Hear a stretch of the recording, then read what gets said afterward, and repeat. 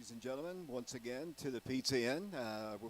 We have a special kind of show we're doing tonight. Normally we're here each and every Wednesday night for Crunch Time, the Oak Ridge High School football show, but it's getting ready to be basketball season, and so this is going to be our leadoff show. We're going to introduce the Lady Wildcats. We're going to introduce the boys basketball team, and then we'll do football after basketball. And joining me is Coach Kevin Tubbs, the new head coach of the Oak Ridge Lady Wildcats. Coach, you and I talked on the TV, I guess, I don't know, about a month or so ago. And we're going to introduce your girls here in a moment, but I want to talk to you once again for people who haven't ever, had anything to do with you yet. Give us a little background on, how you got to Oak Ridge, where you were before, and such. Yeah, I know we talked about it before, but I'm originally from Alabama, so nobody holds that against me. But retired from Alabama, moved to Tennessee, and had planned on just retiring, but missed coaching, missed being around the kids. So this opportunity came open, and I decided to apply, and fortunately, I'm here. You're 3 days into practice, and like I said, we're going to introduce the girls. They're all lined up, getting ready to come talk to us a bit. But you're 3 days into practice. How's it been so far for you? Honestly, day one was interesting. We had a few things going on. Right now, our gym is being renovated. Right. So the arena's having a new scoreboard put up, so that's kind of put some new wrinkles in. But today was a really good practice. So I felt like we're moving in the right direction, but everything's new coaches, new players, so it's fun. So what we're going to do here, and then hopefully we'll have some time after the girls are introduced here to talk more about things as we get ready for the first game, which will be against Oliver Springs on the 17th, which is, I guess, it would have been 2 weeks from this past Monday. So we'll get a chance, hopefully, to talk with them. I know you got a bunch of girls lined up here. Why don't we go ahead and start with the girls, if they'll step up to the mic, the first one. And if you don't mind, I know who you are, but introduce yourself and tell us what class you're in. Hi, my name is Evea Mitchell, and I am a senior, class of 2026. Evea, last year I know, and Coach is going to talk about you. I know last year you got a chance to play in the state tournament. I know that was exciting for you. What was that like for you? It was interesting. I had a lot of emotions. There's not really one emotion that I can describe state. You feel them all at once. Coach, tell us a little bit about Evea. No, Evea has been absolutely amazing. I don't want to give her a big head right here before we start playing, but she will, in my opinion, be the best point guard in the district, and we have some really good point guards in this district. But she is a phenomenal player. Evea, thank you. Thank you. Let's see who's next up on the list here. They're hiding behind the TV screen. Go right ahead. Hi, my name's Sakari, and I'm a senior. Coach, tell us a little bit about her. So Sakari, and I think the entire team will attest to this, might be the fastest girl I've ever coached. Sakari is extremely driven, very passionate, but really excited to see what she can bring to the table for us. Sakari, I remember the district tournament 2 years ago. You had to start in that particular ball game. I think you got the first 4 buckets of the district championship ball game. What was that like for you? It was really fast and exciting. It was fun getting to play with the older girls starting the game off. Sakari, thank you, and have a good season.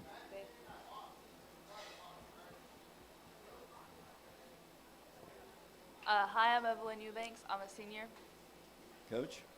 So Evelyn, as you can see, is one of our taller players, but a good post player, has worked very hard. Actually played soccer and still was able to make some of our workouts. So I'm kind of excited to see what she gets accomplished this year. So Evelyn, let me ask you a question. Is it harder to be Wiley the Wildcat or go through Coach Tubbs' practices? Probably Coach Toe's practices, more running. More running? Yeah. You don't like to run? No, I just don't run when I'm Wiley. Right. Evelyn, have a good season. Thank you. Hi, I'm Paige Long, and I'm a senior. Paige, I know you've gotten a chance to play in the last several years. Coach, I'll let you go ahead and talk. I keep skipping no, you, actually. You're good. No, you're good. You're good. No, Paige is one of our seniors, definitely one of our leaders. From day one, I think Paige, first day I showed up, was talking to me and telling me about the team, teammates. So I really value what she has to say. I've interviewed her before, and I've interviewed her teammates before, and they all say that she's very physical in practice. Paige, are you still that kind of a player? Are you the rough one in practice? Yeah, I would say so. What makes you so rough? Just aggressiveness? I just want to go hard, I guess. Do you plan to play beyond high school? Is that your goal? If I can. I'm looking at the Air Force Academy right now. But Okay. Paige, have a good season. Thank you.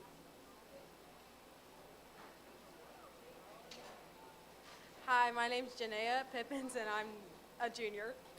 I was about to say my Coach? number. No, Janaea is kind of our go-to player as far as, like, she can play any spot.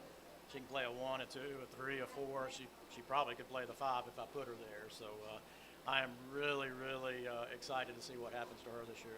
Janaea, you got a chance to play in the state tournament. You've gotten a lot of action in your first couple of years. I asked Avea the same question. What was it like playing in the state tournament this year? And can this team get back there? I feel like we could if we put in the effort. And to play in the state, it's like very exciting and like nerve-wracking. Janaea, good luck. Thank you.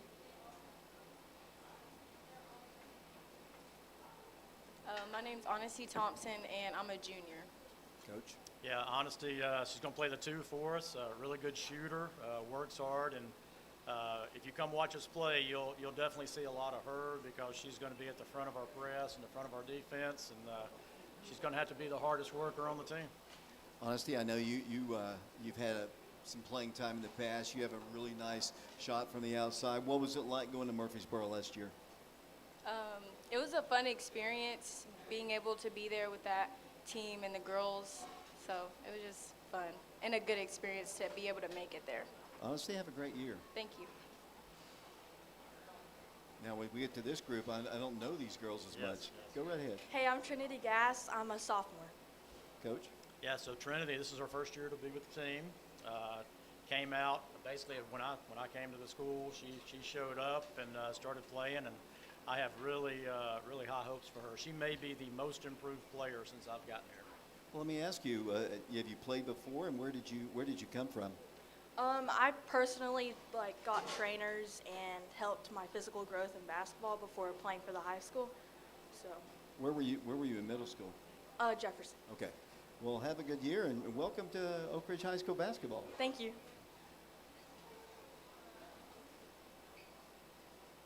Hi, I'm Evea Anderson. I'm a sophomore. Coach? Yeah, see, Avea is new to the team also. Came out this summer and started working out with us, and she's still learning how to fit in with the team and everything, but have really high hopes for her. She's very athletic. Well, I'm going to ask you, did you play at Jefferson or Robertsville? Where are you I from? played at Jefferson. Okay. What do you think, what do you bring to the table as a player? I mean, I just try my hardest and go as hard as I can. I do. Okay, that's great. Well, have a great year, and we look forward to watching you play. Thank you.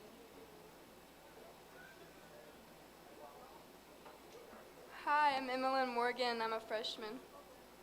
And so Emily's one of our freshmen. She's also a move-in, moved in from Alabama. She didn't follow me from Alabama, but she did move in, and just really happy that she moved in. But she's kind of working her way. You know, freshman, it's tough. It's tough to be freshman on this team especially, but she's getting better every day. I see you have maybe 5 freshmen. We do.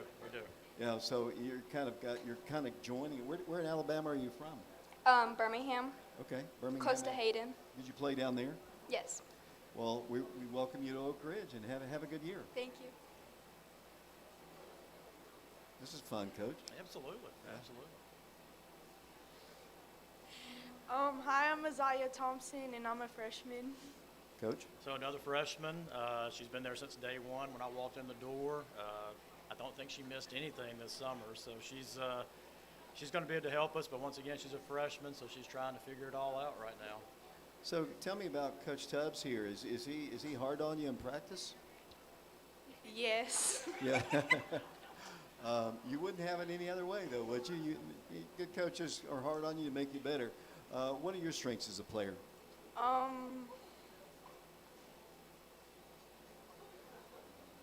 just like try to keep my head up and like not get in my head all the time and stuff, and like, yeah. Well, have a good year and welcome to the program. Thank you.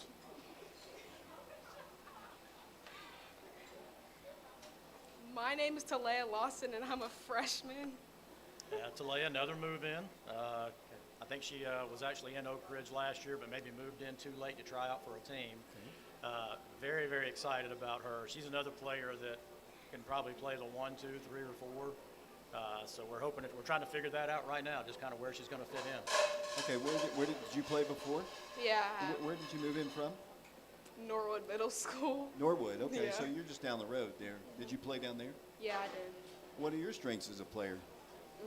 Well, I try to stay focused on on the court and put my head in the game. And Well, like I said to all the other girls, welcome to Oak Ridge. I know you're just down the road there, but have a good year. thank you.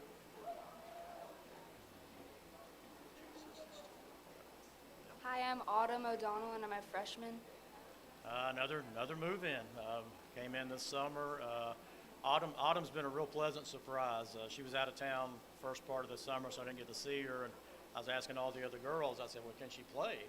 And they were all like, no, she can play. And so she's going to have an opportunity to play the 1 and the 2 for us. Obviously, that's a tough position. I know, having spoken to Coach Tubbs, that's a very important position in his system. Are you up for the task? I hope so. Where have you played before? I played at Hardin Valley Middle. Okay, you're from Hardin Valley, so you're not too far away, too. Yeah. Well, welcome to Oak Ridge and have a great year. Thank you.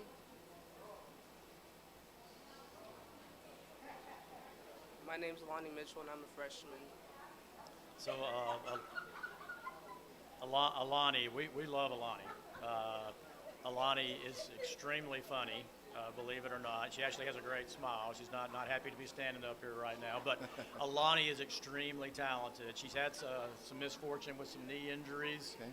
and so we've got her cleared and ready to go, but you'll see her slowly get worked into what we're doing. I can see she doesn't want me to ask her a question, but I will ask you, is your knee feeling good okay now? Yes, sir. Okay, thank you. Well, have a good year and welcome. Thank you.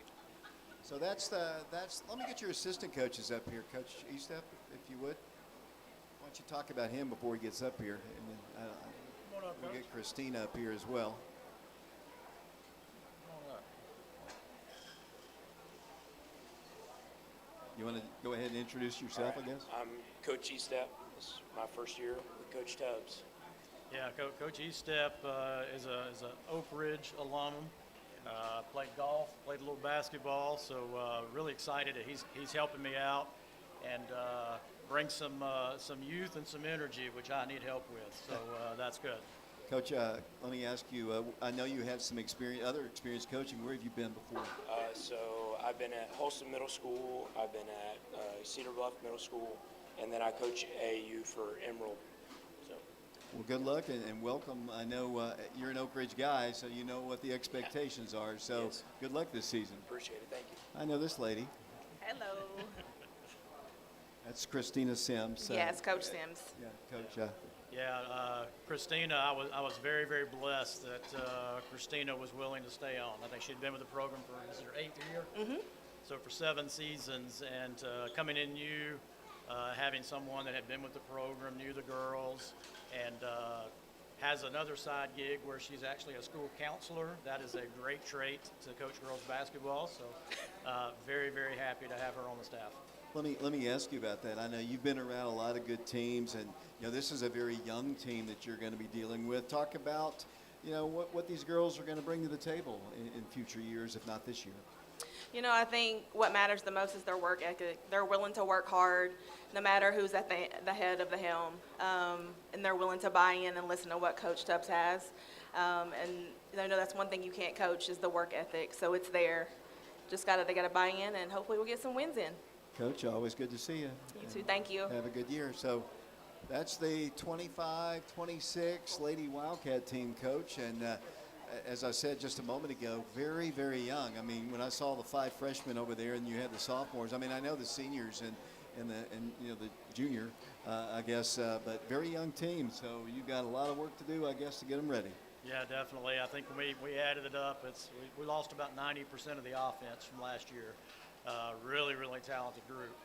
But if you're going to come in as a new coach, having young players is a good thing. So I'm really excited about it. Coach, as you and I talked, I guess, like I said, about a month ago, we talked about your style being a little bit different from, why don't you rehash what you said to me that one day and try to, I went over and listened to that a couple times and to try to get it into my head, but why don't you kind of talk about your style and the word I think you used, I don't know, maybe in my mind was disruptive, and if you would kind of explain your style. We try to be different than everybody else, and I've always done that throughout my career. You're not always going to have the best players or the most athletic, so you gotta have something you hang your hat on. It's once again not trying to be cryptic, but when people come watch us play, we're not going to look like everybody else around us. It's a little bit different. We try to play as fast as we possibly can and try to play as many people as we possibly can. So we play this Saturday, a little scrimmage after 5 days of practice with a new team. So I'm not 100% sure how it's going to look, but we're going to give it a go. Looking at the schedule, and let me make sure the audio sound is right here, Mark. It sounds a little bit on the low side, but you've got, to start with, you've got Oliver Springs. I don't know much about them. We haven't really played them in several years. And then Cookeville, which I know. I saw them at the state tournament a year ago. And then you got a pretty good schedule. Your district's going to be tough. Talk about your schedule as you look at it. Yeah, it's a tough schedule. Coach Green and I were talking about it yesterday. It's tough for the boys and the girls. But that happens. You have a boys team that made it to the finals. You have a girls team that made it to the final 8. It's hard to find teams to play you. So we're playing the best. Our first 3 out of our 4 first games are going to be really tough. We just got to survive those first 4. And then, like I said, it begins. It's a Monday ball game, and then you can blame Coach Green for that Tuesday night in Cookeville ball game, because I know there he is right there. He raised his hand, so he's totally on board with taking the blame for that. But I know you had to I think you told me you had to scramble at Christmas to get a Christmas tournament at Carter as well. Right. One thing I want to ask you about, and I didn't ask you before, and maybe I should have asked you this off the air, but in past years, we have been a traveling team. We have gone to Phoenix at least 5 times that I can remember, to the Nike Classic out there. We've been to Ohio, we've been to Georgia, we've been to Florida. Is that something you want to do eventually with these girls? Yeah, absolutely. And for my other jobs, we've always traveled. We've tried to go play in some of the more prestigious tournaments. The job got it late, got it in June. Schedule was kind of made. Those tournaments are kind of filled. So, but we're already looking for next year. So we've got some plans. Well, yeah, that's what I wanted to ask you. I remember you telling me you started in June, which is very late. You missed what is basically the summer season, when you normally would be playing some camp ball where you're playing a lot of good competition.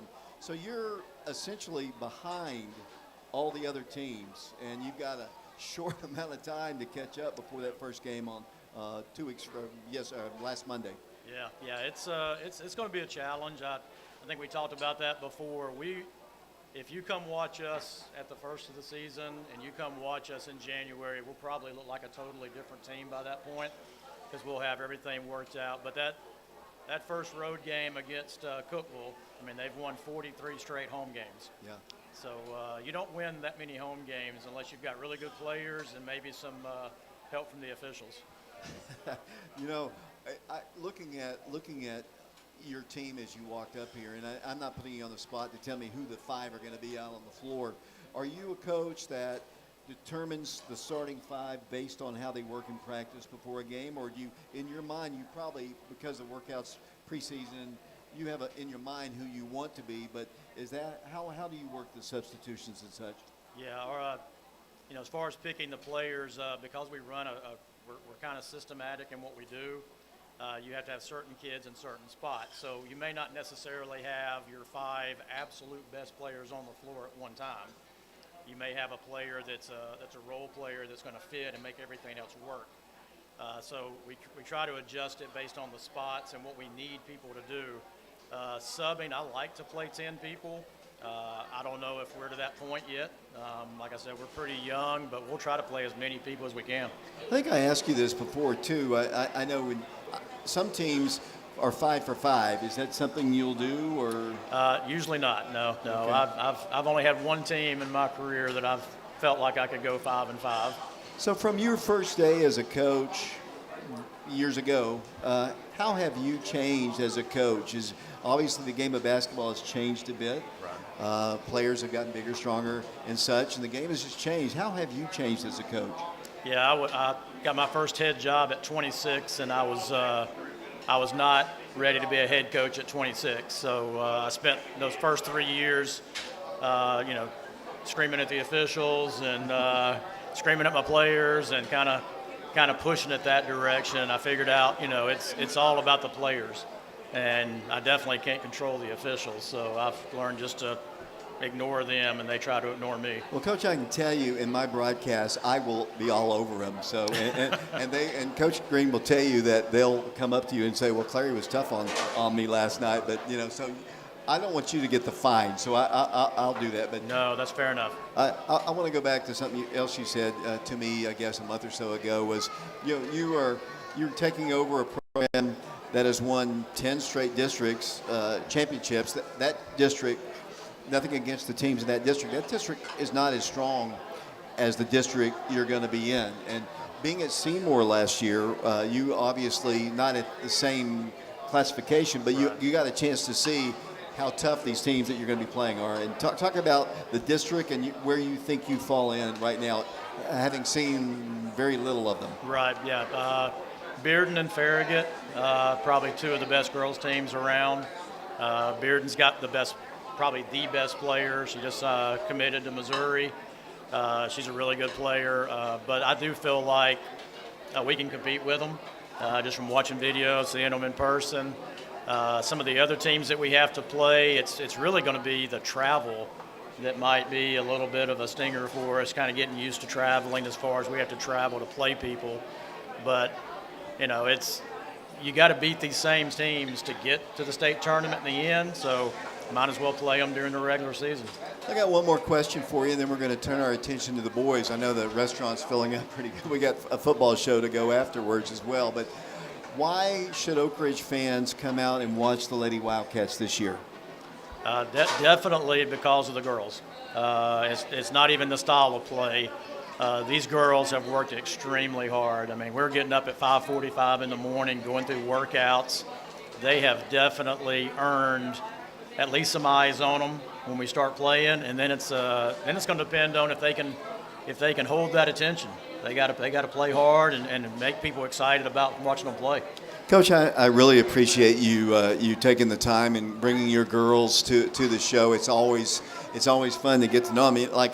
I'm going to need a roster, to be honest with you. That first group I knew, but then the second group I didn't know quite as much. But thanks and good luck this year. Yes, sir. Appreciate it. That is Kevin Tubbs. He is the brand new head coach of the Oak Ridge High School Lady Wildcats. Their season begins on November the 17th. That game will be at the Wildcat Arena against the Oliver Springs Lady Bobcats. We're going to take a break here. When we come back, I'll bring Coach Aaron Green up, and then we'll introduce the boys basketball team as well. This is, I don't know really what to call it. I guess it's off the glass and crunch time later. And we'll be back to the Pizza Inn live here on our YouTube channel, Prep Radio, and Comcast channel 1086. We'll be back with Coach Green in a moment. I enjoy living and raising a family in East Tennessee because it's always been home to me. One thing that makes Fox Insurance Group stand out from other agencies is our customer service. Insurance, a lot of times, for a lot of people, is not something they really like to deal with, so I like to be there for them and help them through the process. It makes me feel good when I know my customer can rely on me and trust me. Yes, I'm very excited Fox Insurance Group is now an independent agency. It opens up so many doors for our customers and the agency as a whole, and we're going to be there for you when you need us the most. Who are you not to be uncommon? Who are you not to be one in a million? 100 million? Your day job is what you do, but it doesn't define you. In a world of common, it might. But you? You were born to do uncommon things with the time you've been given. When's the last time Common fought a wildfire? Or brought a town back from the dark? Or stood against a rising flood? Common doesn't do that. Uncommon does that. And here, where uncommon lives are shaped, is where history will find you. A few weeks a year, and you'll discover the most uncommon time of your life.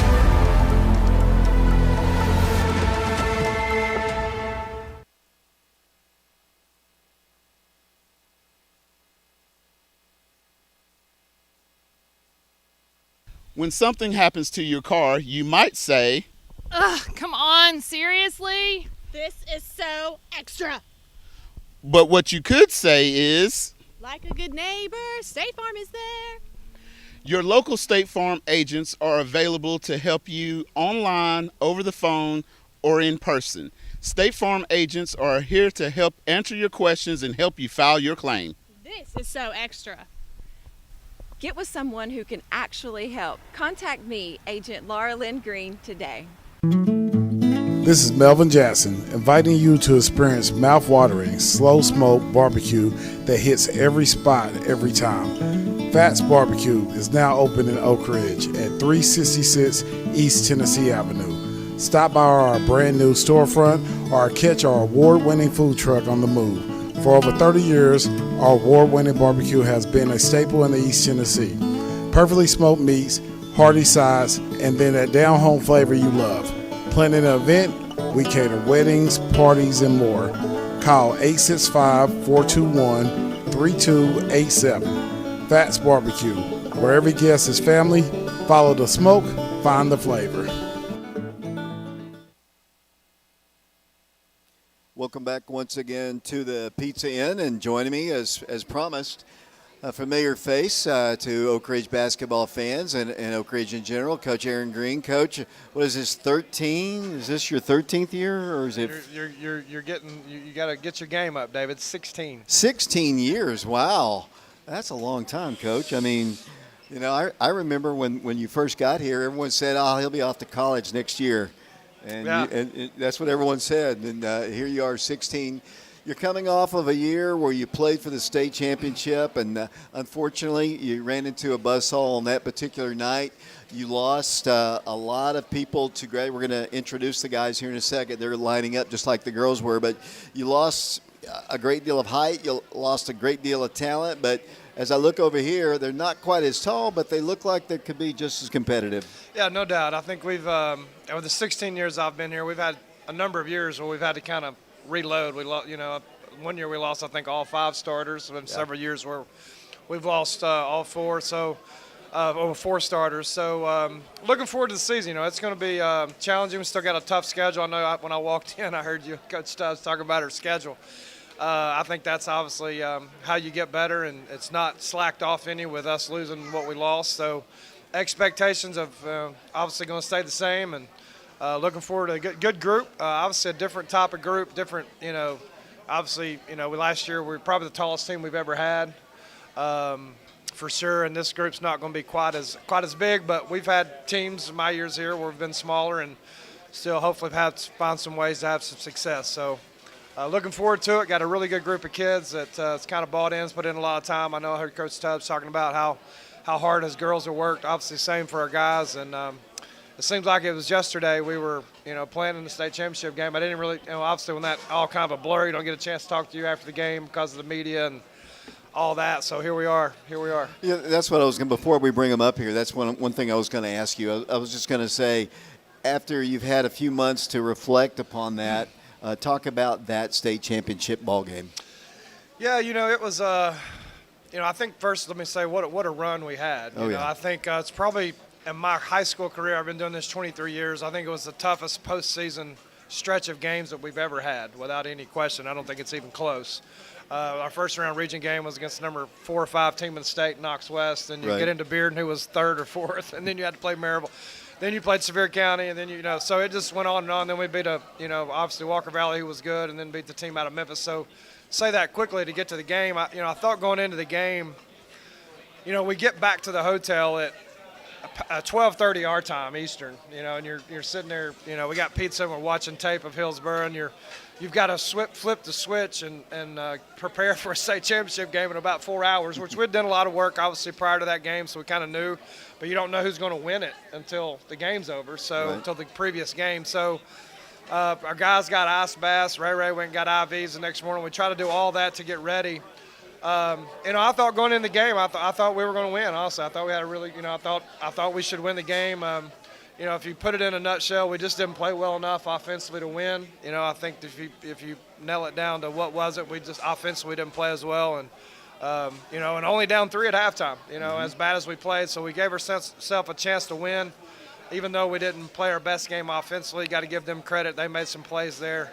It's all kind of a blur. I went back and watched it like a month later, so it's been a while since I watched it. But made a little bit of a run, but just didn't have the offense that we need to win a game like that. And if you have an off night in a game like that offensively, you're probably not going to win the game. And I think if I had to put a nail on it, that's probably it. Coach, let's go ahead and meet the 25-26 Wildcats. I saw Charlie walk up just a second. Let's get our first guy, and I know this guy, but introduce yourself. Name, grade, all that, right? My name's Charlie. I'm a senior, and I'm 190, and I'm like a small forward, power forward. That would be Charlie Taubenheim. Let's get the full name in there, Coach. I know. I'll just let you talk about Charlie. Yeah, Charlie, along with Malik Howard, would be one of our returning starters, I guess, from last year's team. Had a really good year. Had 2 offers, I think, maybe having more since the season ended. One at Maryville College, one at Milligan. Where Charlie's come since he was a freshman till now has been unbelievable. He's made a ton of progress. He's gotten better. He's going to be one of the better players in our area, in my opinion. Great kid, hard worker. He's one of those guys always trying to get in the gym outside of our practice. And, the amount of time he's put into the game on his own he's turned himself into a really good player. Charlie, let me ask you. I know you're a shooter. Do you want to be known as something other than just a shooter? I want to be known as more of like a playmaker, like making different plays for my teammates, and also kind of taking like that leadership role with also like driving and just kicking out to my teammates. Charlie, I appreciate it, and have a great year. I'm sure we'll talk to you again. Thank you so much, David. That's Charlie Taubenheim. Our next one up here. I'll put this down. You're good. That's You're good. fine. Go ahead and introduce yourself. Okay. Justice West. I'm a junior, 6'1". Coach. Yeah, Justice. Glad to have him back out. He's going to be a big part of what our success this year. He's disappointed he didn't play last year. Took some time off, but he's going to help us. I mean, he's got that point guard ability that we've had over the years. He's athletic. I jokingly said the other day he's got springs in the leg. You like dunks, David. I think Justice will have a few of those this year for sure. But obviously I had a chance to watch Justice, all the way, time he was younger through Jefferson up till now, and very athletic, and has been surprisingly, I think his conditioning taking a year off has been better than I expected. Maybe he may not think that, but he's not that I didn't think he would, but he's played really well in preseason in the first few days of practice, and he'll be a big part of what we're doing. Justice, let me ask you. I know you got hurt last year in football. Are you 100% now with that injury? 100%. I'm good. What's your strength as a player, other than what Coach just said? I feel that I can drive the ball really well, and I can find people after I drive. We got a team of shooters this year, so that's what I'll be doing, driving and kicking to my teammates. Well, Justice, it's good to have you back, and have a great year. Thank you.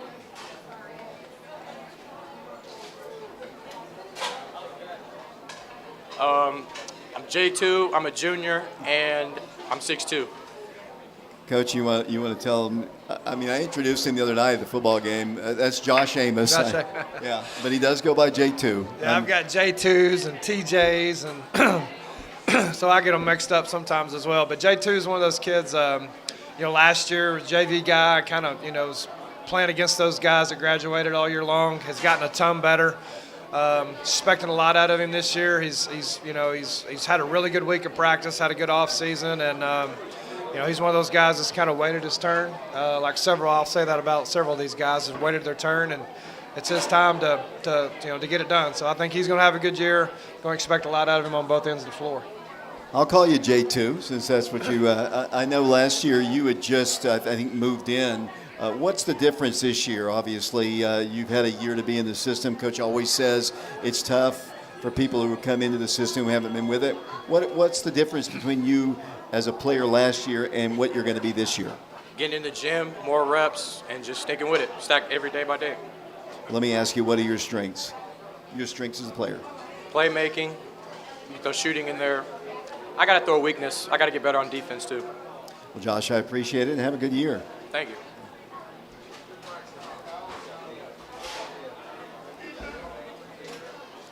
Ethan James, Jr., 6'1".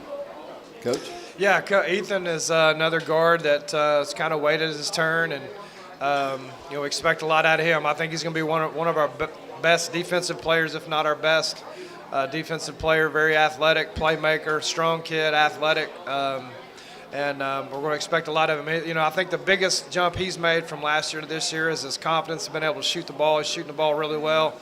Almost looks like a totally different player offensively, and he's got to keep that for us to have some success. But he'll be a big part of what we're doing for sure. So, Ethan, you took an elbow to the face last year. Have you recovered from that one? Yeah, I'm just waiting on round 2 this year. That game will be at Clinton, as you know. Tell us your strength as a player. And I don't see your brother here. Is he still? No, he's at work. He works at Bojangles. Okay, so he has a twin brother, if you didn't know that. What are your strengths in your mind as a player? Coach, definitely defense, but right now I'd say shooting. I've been working a lot on the off season, and I can shoot. Well, Ethan, I appreciate it, and have a good year. Thank you. Here comes Luis. My name is Luis Soria. I'm a junior, 6 foot. Coach? Yeah, I think with Luis and all these kids, I can say the same thing. Great teammate, number one. He's a type kid, regardless of whether he's having a good day, bad day. He gives his best effort every day, and it's kind of paid his dues too. He's, his biggest strength, he can really shoot the ball, and I think that's what we're going to need him to do this year for us. And he's gotten better defensively. Another guy's kind of waited his turn, and he'll be a big part of what success that we have. Will been a lot on him as well. Luis, I've seen a lot of Oak Ridge basketball over the years, and I've seen a lot of celebrations. But when you hit that first three-pointer last year, was it at Powell? Help me. Yeah, it was. Obviously, you were excited. Your teammates were excited. Kind of relive that moment. What was going through your head, and why were you so excited? I was just very excited because it was my first high school varsity point, so just... Coach, do you remember that? His teammates. I mean, I think I have it on the. Might have put it on the intro, or it might be on the outro. But his teammates went nuts when he hit that three. Yeah, and he'll make several this year. That's kind of what he does, and he's put a lot of time in, like a lot of these guys have, getting better. And hopefully, we'll see a lot of those go in this year. Luis, have a good season. We'll talk to you soon, I'm sure. Thank you. I'm Eli Peters. I'm 6'6", sophomore. Coach. Yeah, Eli, sophomore, kind of inside-out type of guy. He's, again, another great kid, great teammate. Has gotten a little bit taller, I think, since last year. Him and Garrett were big buddies, so he's going to be a type of guy that's going to be a tough cover for us because he can play inside, he can play out. And, we'll utilize him both ways. And, we're going to depend a lot on him to rebound as well. The man's got some size. But expecting a lot out of him. He's going to probably see some mismatches because of his size. So hopefully we can utilize some of that. And, again, it's gotten a ton better since last year. Coach, I learned something about him on Thursday night. Not only is he a basketball guy, he is a football guy. I asked him to his analysis of the first half of the football game, and he just rolled it off like Coach Rang. I mean, have you always been a sports guy?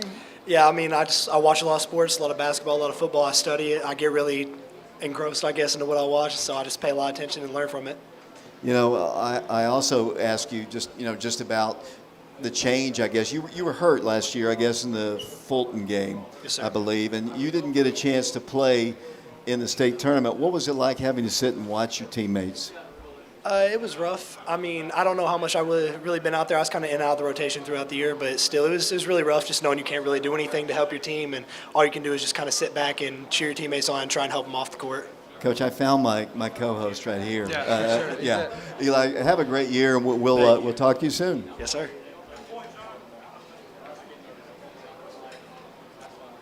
I'm Josiah Slater. I'm a sophomore, and I'm 6'3". Coach? Yeah, Josiah is another sophomore. He's got a bright future. More of an inside guy right now. He'll work his way where he can play more of outside as well. But great kid, great teammate. He's working to get varsity minutes, and he's one of those guys that's going to take maybe a little bit more time, but he'll keep working. He'll be a good player for us. Coach, let me ask you, let me ask you about your background. Did you play on the freshman team with the freshman last year, junior varsity, and where did you play before? I played at Robertsville. Played at Robertsville? Yes, sir. What's your strengths as a player? One more time. What's that? One more time. Just your strengths as a player. I feel like I'm a good screener. I can score, and yeah. Well, good to have you on the team. It's always good to see a friendly face here, and good luck this year, and have a great year. I appreciate it.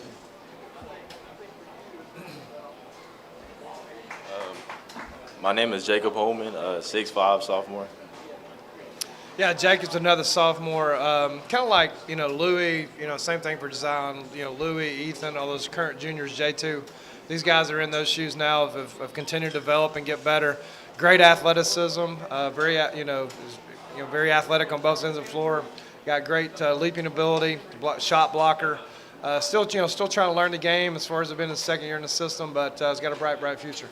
Let me ask you, what Coach just said there kind of reminds me of the way Shamar was, Coach. I don't know if there's any similarities. He's tall for one thing, which is, and I remember Shamar was kind of a raw player coming into the system. Let me ask you, are you comfortable in the system and now in your second year? Yes, sir. Just working on my defense and trying to get on the floor.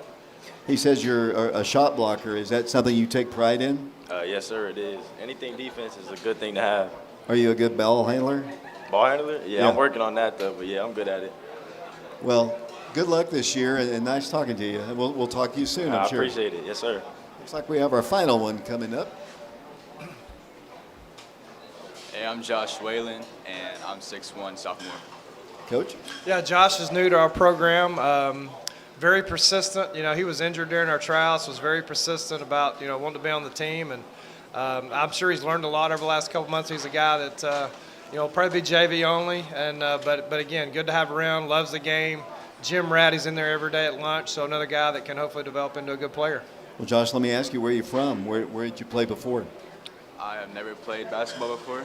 You have never played basketball before? No, sir. I played organized basketball. You played, wow. So what made you decide? Coach says you're very persistent. What is it about wanting to play basketball has driven you to keep coming out? Well, last year during football season, I would always find myself with the basketball before, after practice, and at home. And I just decided I just want to go full out for the game, so I stopped playing football and just gave my all in the gym. Having never played organized ball, what are your strengths as a player?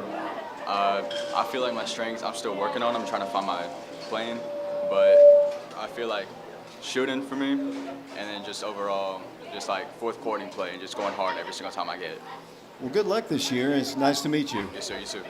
So there's the Wildcats. I know, Coach, you're missing some because of football season. Why don't you kind of cover some of those guys who weren't able to be with us? Yeah, Jarrell Jefferson, obviously receiver, will be a big part of what we're doing. Other senior, Dallin James will be on the team as well. He's working, as his brother has said.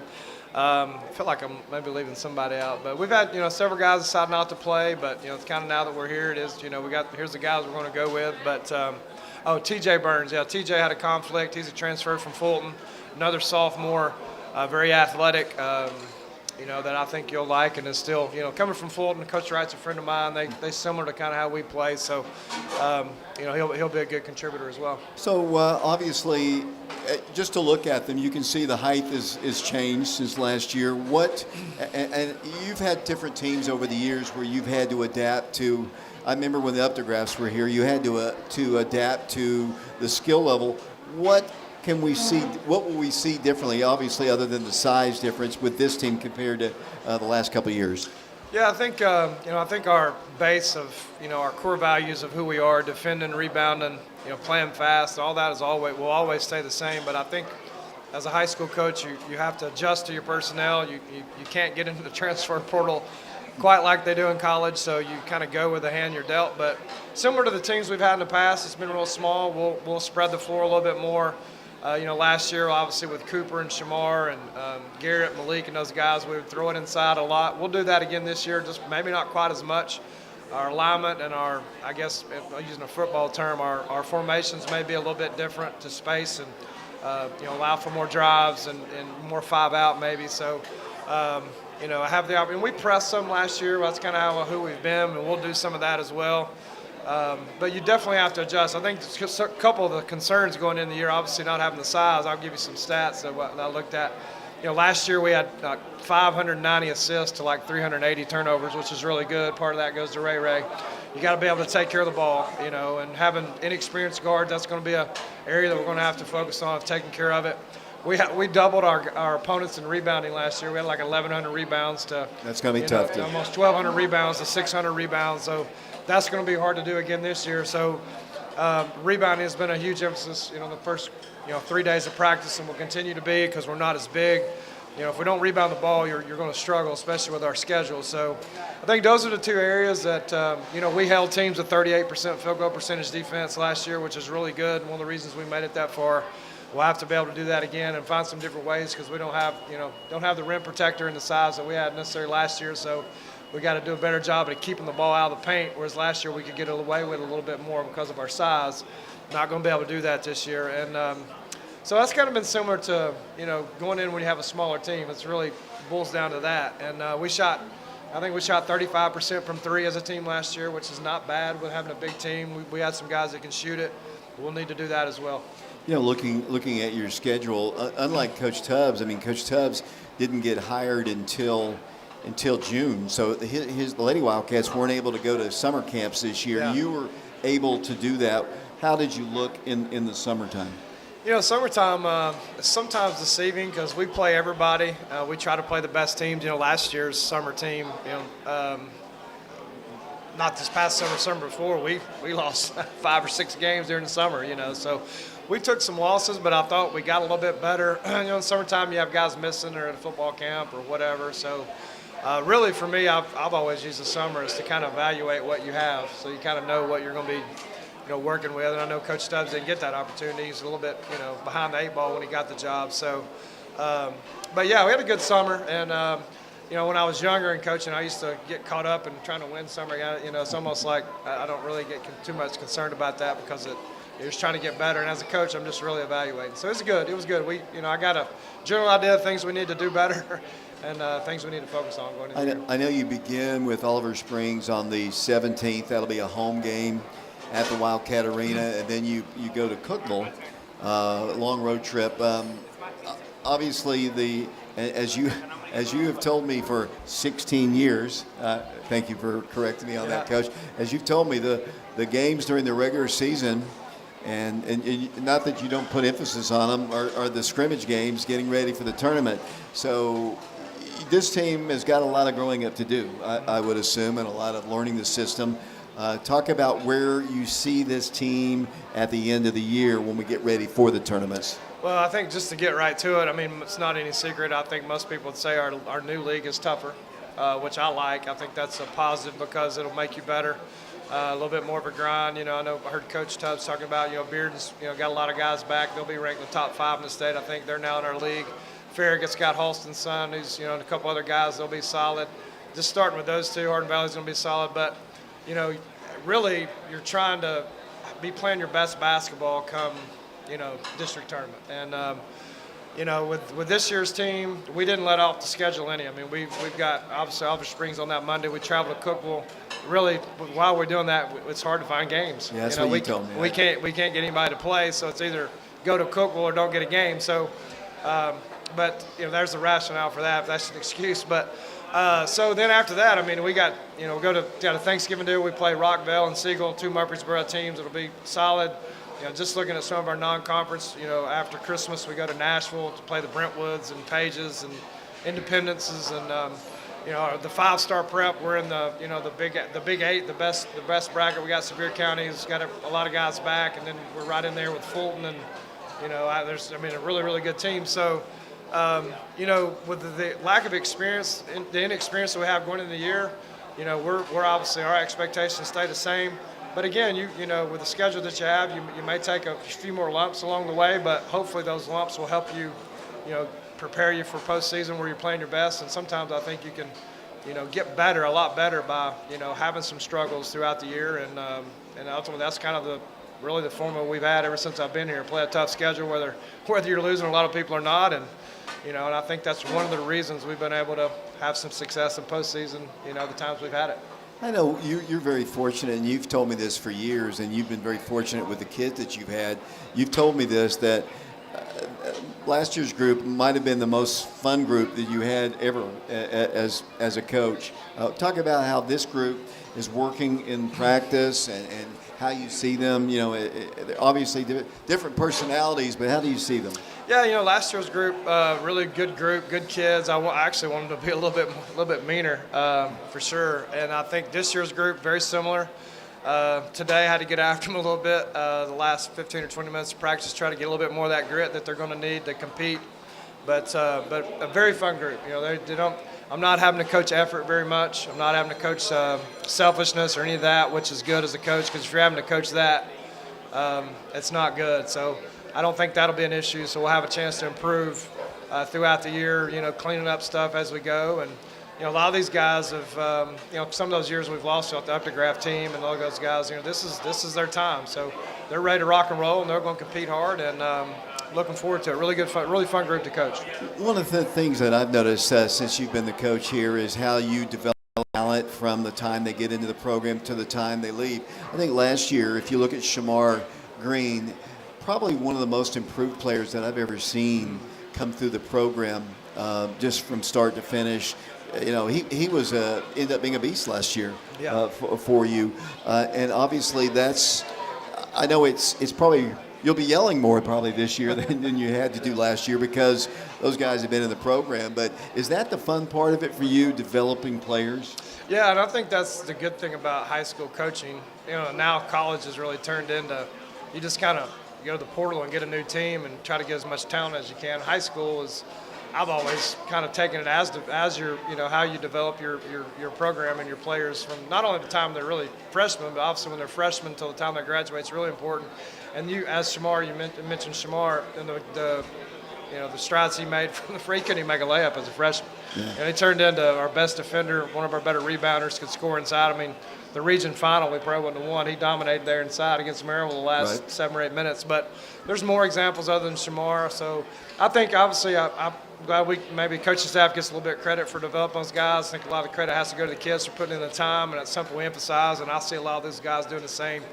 See them in the gym shooting and working on their game outside of practice, and that's part of the development process. Coach, I think I saw Jarrell in the house here, so that you got one of your guys here is with you as well. Yeah, he's big orange back there. That's Jarrell Jimerson. He's a member of the basketball team as well. We'll let him eat though. There you go. He's in season, but. A couple more things, and I'll let you go, and then we're going to turn our attention to Coach Rang and the football program. You said this a minute ago, but I'm going to ask you again. As you have gotten old, you said 23 years of coaching. How are you a different coach now as you were, when you first started? I guess was that at Cleveland? I guess. Yeah, in 2000. So 23 years in high school, and then 3 at Tennessee, so 26 total as a coach. But I think. For me, when I was younger, I worked hard and, was very energetic. And, I think I'm still that way, but, I think for me, I've probably mellowed. I don't know if that's the word mellowed, but, not taking, basketball so serious, maybe, maybe that's helped a little bit too. Because it's really been my whole life. That's kind of how I was raised. My dad was a coach, and it's really, basketball. So I think as I've gotten older, obviously it's extremely important.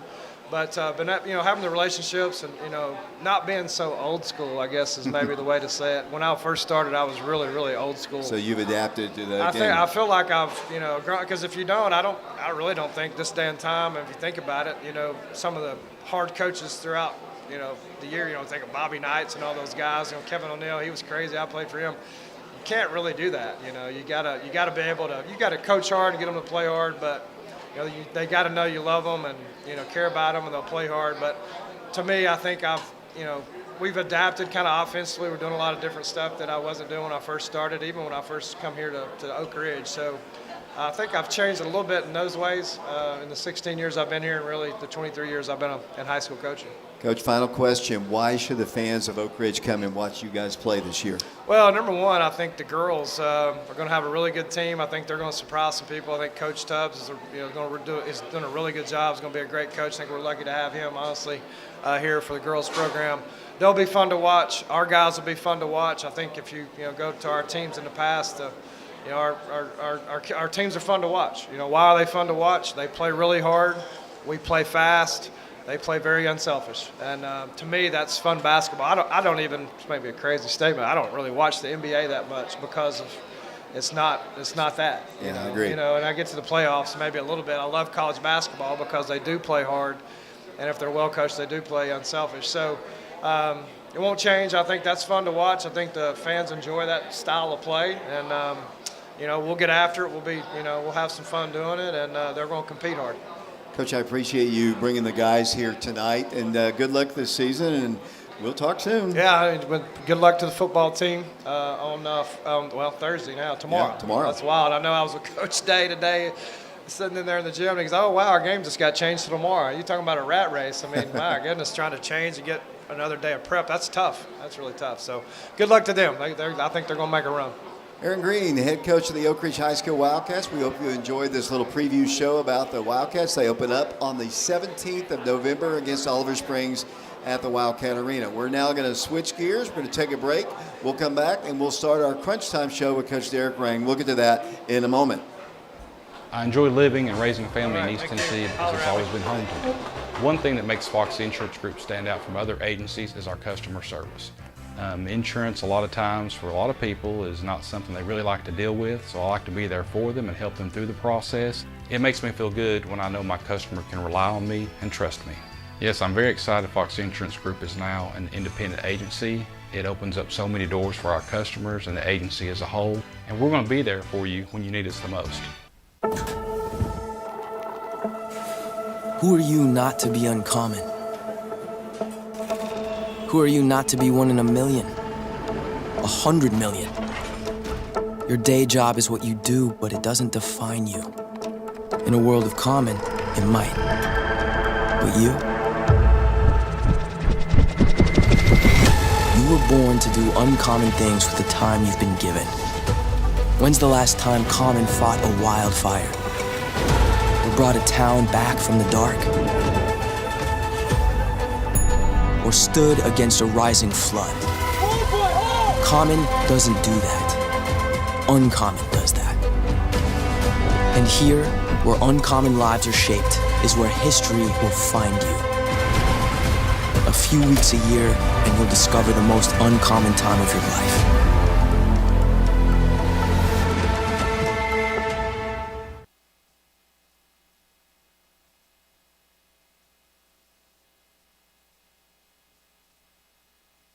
When something happens to your car, you might say, Ugh, come on, seriously? This is so extra.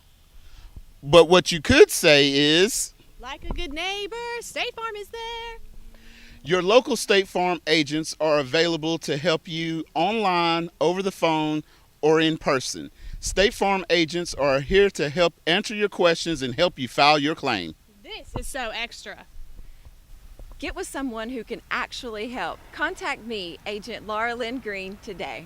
This is Melvin Jackson, inviting you to experience mouth-watering, slow-smoke barbecue that hits every spot every time. Fats Barbecue is now open in Oak Ridge at 366 East Tennessee Avenue. Stop by our brand new storefront or catch our award-winning food truck on the move. For over 30 years, our award-winning barbecue has been a staple in the East Tennessee. Perfectly smoked meats, hearty sides, and then that down-home flavor you love. Planning an event, we cater weddings, parties, and more. Call 865-421-3287. Fats Barbecue, where every guest is family. Follow the smoke, find the flavor.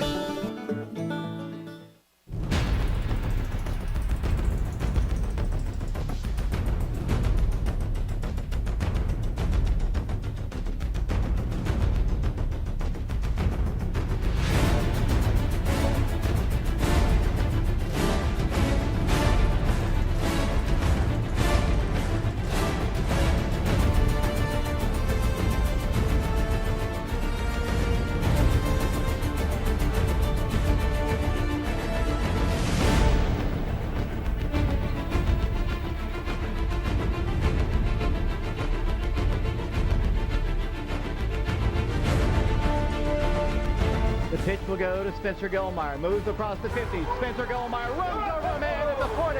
Made him eat dirt as Spencer Gilmire rumbles into Admiral territory down to the 38-yard line.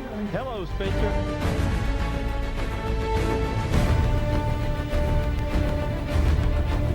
Will go to Spencer. He's got running room again. He's across the 30. Spencer Gilmire 20. Spencer Gilmire 15.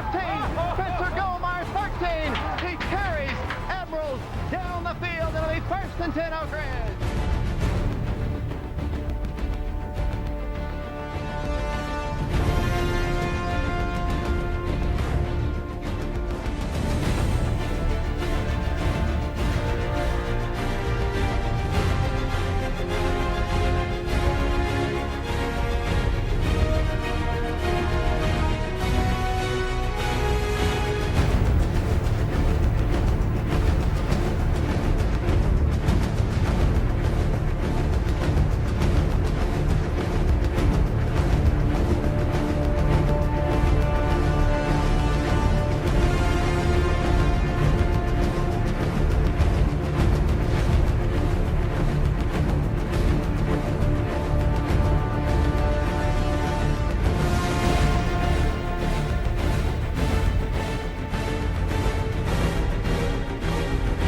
The 25 to the 30, breaks it to the outside, to the 35 to the 40, the 45 to the 50-yard line, needs a block and gets it at the 45 to the 40, to the 35 to the 30, to the 25, 20, 15, 10, 5, touchdown, Johnny Williams, Oak Ridge.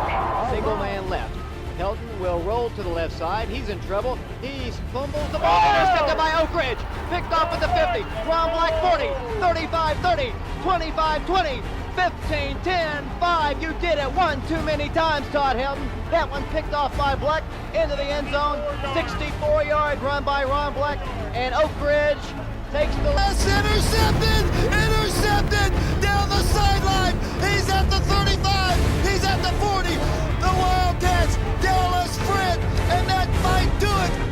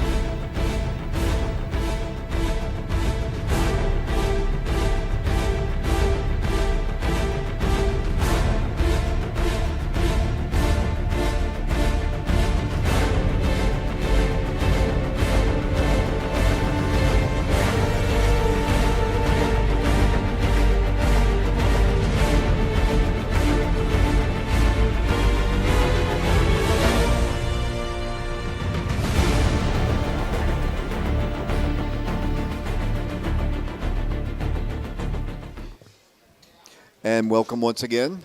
We are back now for the football portion of the show. Coach, I don't know if you got a chance to watch the basketball guys, but I kind of enjoyed that. Coach Green's heading out. But their season begins as yours second season begins. Yeah. As you get ready for the playoffs, which begin tomorrow. That's a change, just to make sure everyone knows that. I know we've tried to get that word out, but obviously the forecast was not great for Friday, and I assume the administration just decided that, probably to get people at the ball game, to make it safe for the players, to change the game to tomorrow.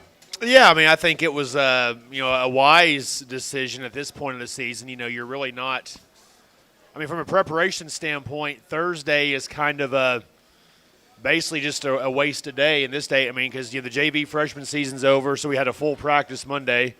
We had a full practice Tuesday. So it actually worked out well, David. We prepped our pregame today. We're going to play on Thursday. I think later on in the season you play on Thursday. That's a good thing because then the players kind of have 3 days to recover. So very, very smart. A lot of games across the state are getting moved. I think it's, I was telling the players today, we were at the JV game against Farragut when it was storming whatever, and do you want somebody's season to end because they're just going to hand the ball off and punt, and then you're going to hand the ball off and punt and blah, blah, blah. So definitely a fair way to do it. It's going to be beautiful tomorrow. There's going to be a huge crowd there. I think everybody's excited about it. Our guys, we would have played today if we could, but definitely an exciting time, and to me it's a pretty simple decision. Coach, I want to ask you, we need to talk about, and we're not going to talk about it much, but, this past Thursday, this will be 3 straight Thursdays you've played, and I know you like playing on Thursdays, but we went to Maryville last Thursday for the televised game and struggled. I mean, out of the gate, you got to stop on defense, and then you started moving the ball on offense, and then there was a turnover, and then after that, it just seemed like it was downhill from there. Oh yeah, it snowballed fast. I mean, there's no way around it. I mean, we were kind of fighting in there and hanging around a little bit, and then they scored. The plan all along in that game was what we were trying to do on defense was, we were trying to have some games to minimize number one. They were really trying to get him the ball. And we wanted them to kind of drive the ball down the field. Traditionally on film, they don't make a lot of mistakes. So we wanted to kind of force them to kind of drive the ball down the field, chew some clock up. In return, offensively, the goal was to do the exact same thing. And then going on the road down there, maybe give yourself a chance in the fourth quarter to, find a way to win it. Well, obviously that never happened. We they scored. We went 3 and out. We punt. Number one had a nice return. They scored. We're kind of on the heels on offense. There's really nothing we really have available there to move the ball. And then, it was still 21-0 there before the half, and we're still kind of fighting a little bit. And then they scored again with about a minute left before the half. So that kind of 27-0. Obviously, it's not fun when you go in the locker room 27-0. You're trying to just get guys to continue to still play and compete. And then, of course, in the second half, they went on the long drive again to make it 34-0. And then, we've been in running clocks on our side of it. There's not much football left. I mean, this day and age, when they get to 30 in the second half, that clock runs. I mean, you're thinking maybe, 25, 26 minutes of real time left in football. So then we just kind of had to sub out a little bit and just kind of take it. But very, very disappointing. We were hoping we would play better down there for the region championship, being 9-0, kind of having some, some positive momentum going, and it just didn't happen. Well, let me ask you about that.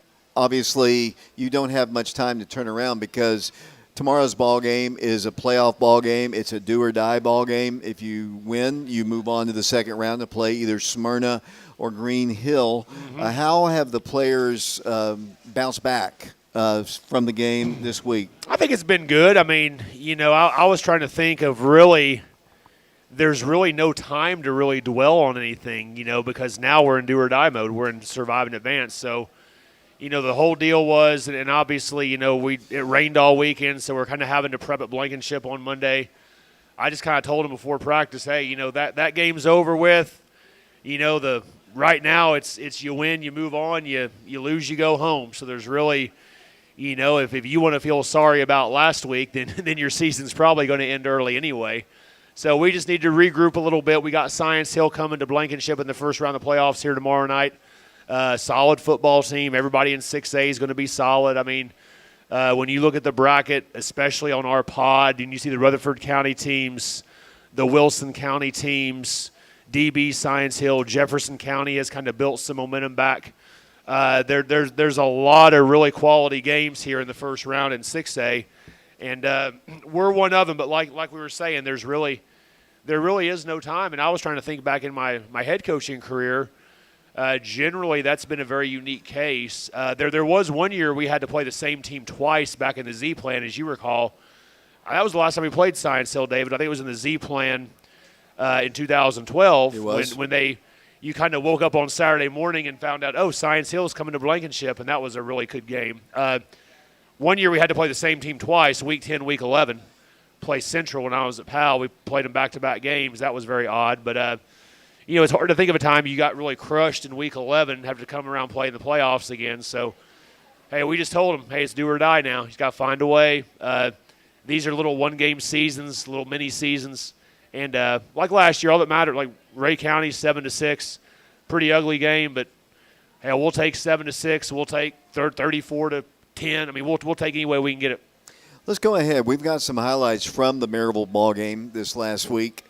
We'll let Mark roll those for us. And so we have our – that may have been – wait a minute, that's the Farragut game right there. Oh, we got the Farragut game. These may be a little bit better better highlights. But we'll let Mark re-cue that up. That was good to have Brian Leffler and his lovely wife Haley here in attendance here. Brian is the official trainer at Oak Ridge High School. You know, I don't know if you know this about Brian, but maybe I've told you this, but when he was a senior, he blocked punt after punt after punt. Brian, how many punts did you block that senior year? 8. He blocked 8 punts in 1 year. And I don't think your football players know that Brian, he was a 5-star Heart athlete at Oak Ridge High School. Yeah.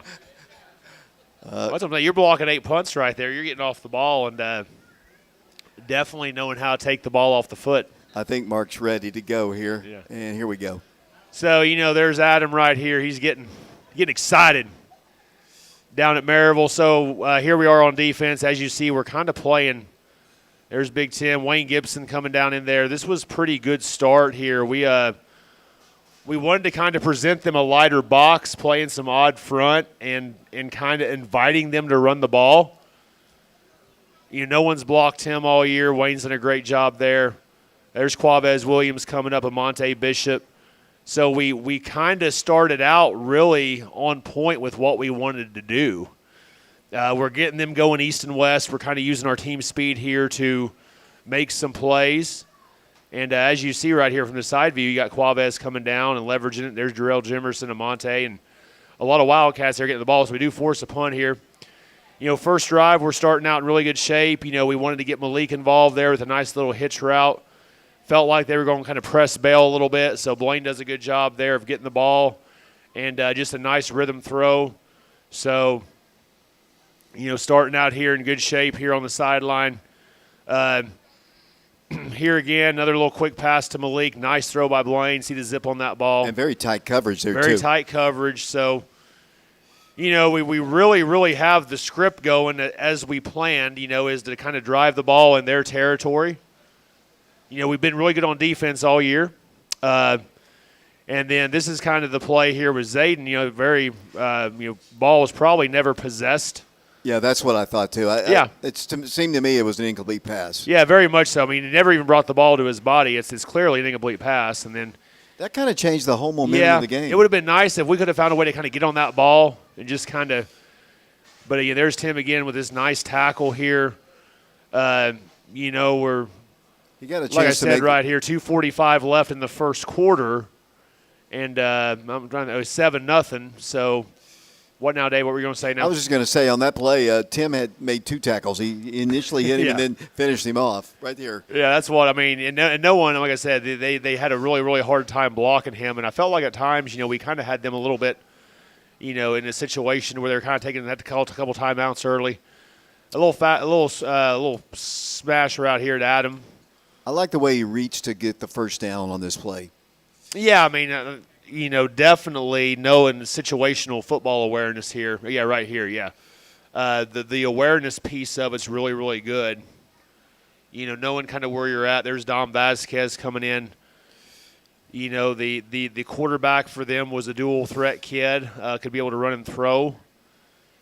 They did a pretty good job there of kind of using some different looks there against us. There's Eli Pearson here with a nice punt. They had some returns on us, but this was a really nice punt for him. This is what we wanted to do. Eli obviously got the ball up, and we're trying to move it forward a little bit. As you see, nice snap here. Dylan Woody's kind of done a good job at long snapping for us, and what a nice hang time punt for Eli. So, generally in the situations right there, we're trying to get as much positive roll as we can.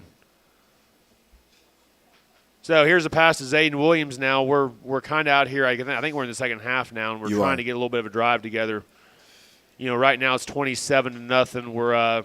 really playing for pride. I mean, you're trying to get back in the game, but, the odds are kind of stacked against you down there.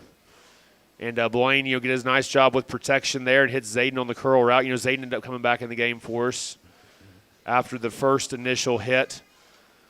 Kind of a little adjusted play here. We kind of sprayed the offensive line out, and they were going to retrace for screen, and then we kind of got Blaine a clean pocket there. So we had a nice little play here to get Malik on the dig.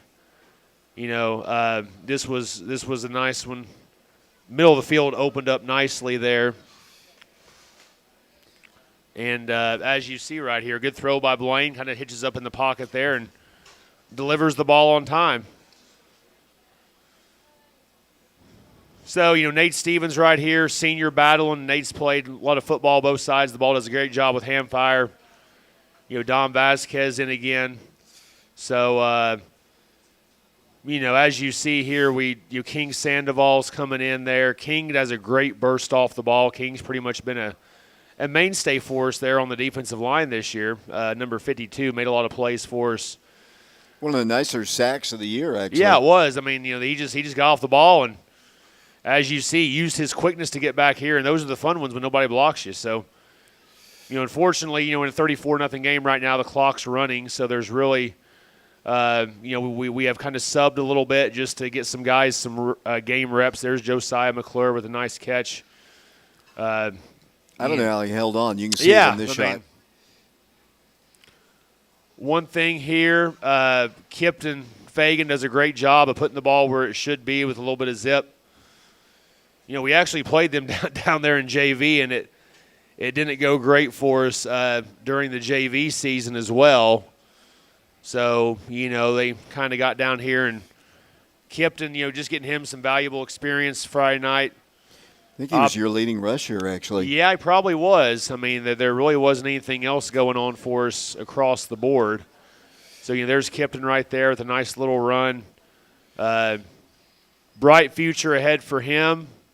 I feel like he's done a great job being the backup quarterback, being the JV quarterback. We've very successful in the JV season.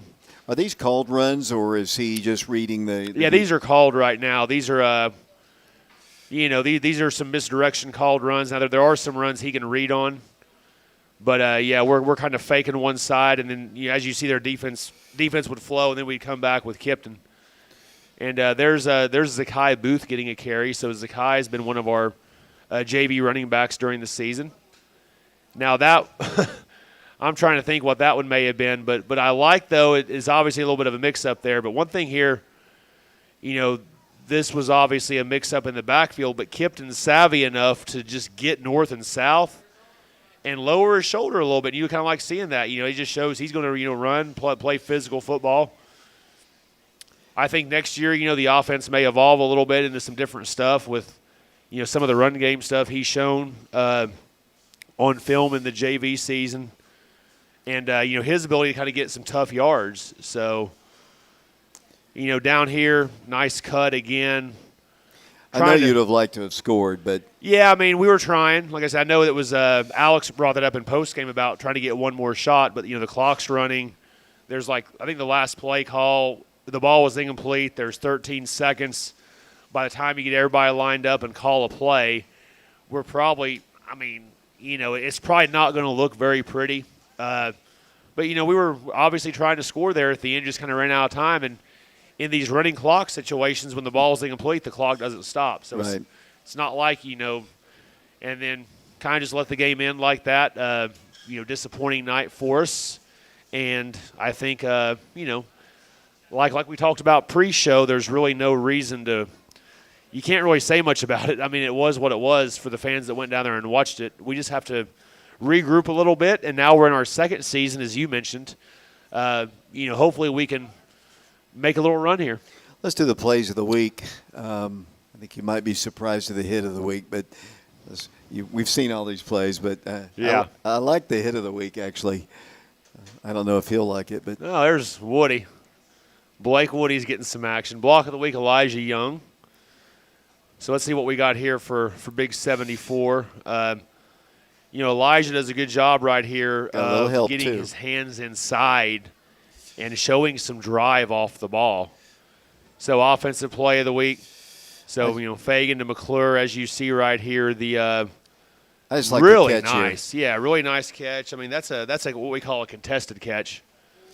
Defensive play of the week, King Sandoval coming in there, unblocked. That's nice when they don't block you. And I think Maryville was trying to set a screen up, and obviously King disrupted that play very nicely. Special teams, Eli Pearson.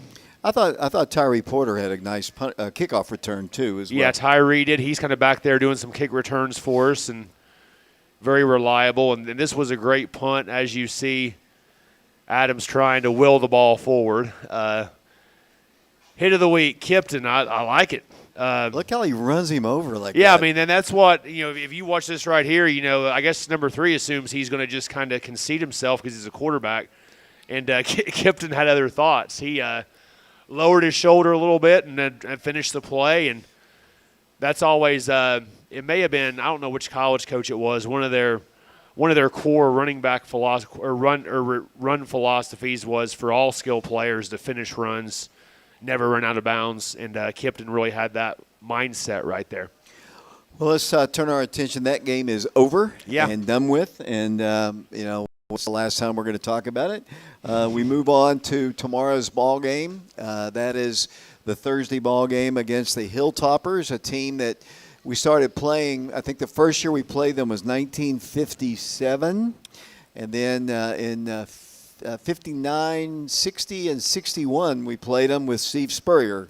Was their old ball coach. Yeah, he was up there at Science Hill. So he was. They have a lot of tradition of good football, but they've never really been great in the playoffs, which hopefully will translate to tomorrow's ball game. And the last time they were here, they had a great ball game. I think it was 35-28, I believe, was the final score, and that was in 2012. So that's a long time ago. But tell us about this Science Hill team we're going to see tomorrow night. Well, number one was Science Hill. As you know, David, very, very big school. They got over 2,300 students up there in Johnson City. So when you have the volume of kids, you're going to have quite a few kids to choose from as far as football goes. I think what they've kind of done, to make a long story short, they had a quarterback transfer in from Wyoming out of all places. You don't hear about that a whole lot. But I don't know what the connection was. That kind of happened around Christmas, and maybe there was a relative in Johnson City that kind of facilitated that. But I felt like early on in the season they were kind of maybe wanting to showcase him a little bit, being some more spread, throw the ball. Now they've kind of morphed into they're going to play with some tight ends. They're going to be in the gun, but they've kind of morphed into you're going to see 24 and number 8 carrying the ball, and they've kind of morphed into some run the ball, play action, kind of keep the game close a little bit, not as wide open as they were. Defensively, feel like they're solid. They're not playing a lot of guys both ways, so defensively they kind of get lined up and just kind of roam around a little bit. Secondary guys do a good job tackling. Their safeties come downhill and kind of, they'll throw that shoulder in there. I mean, I've seen number 4 come down multiple times and just kind of, throw his shoulder in there and kind of, just get a little physical with some people. So, and then special teams wise, they're good. They got a good program up there, kind of like you said. They're going to always kind of be in the mix for that Region 1 championship. They're always going to kind of be dangerous enough to, win some games, but then also every now and then maybe lose a couple they shouldn't. So, it's kind of one of those things, though. You get in the playoffs, I mean, what you do is you hope home field really plays a role. When you're traveling 2.5 hours, maybe they're going to fall asleep on the charter bus.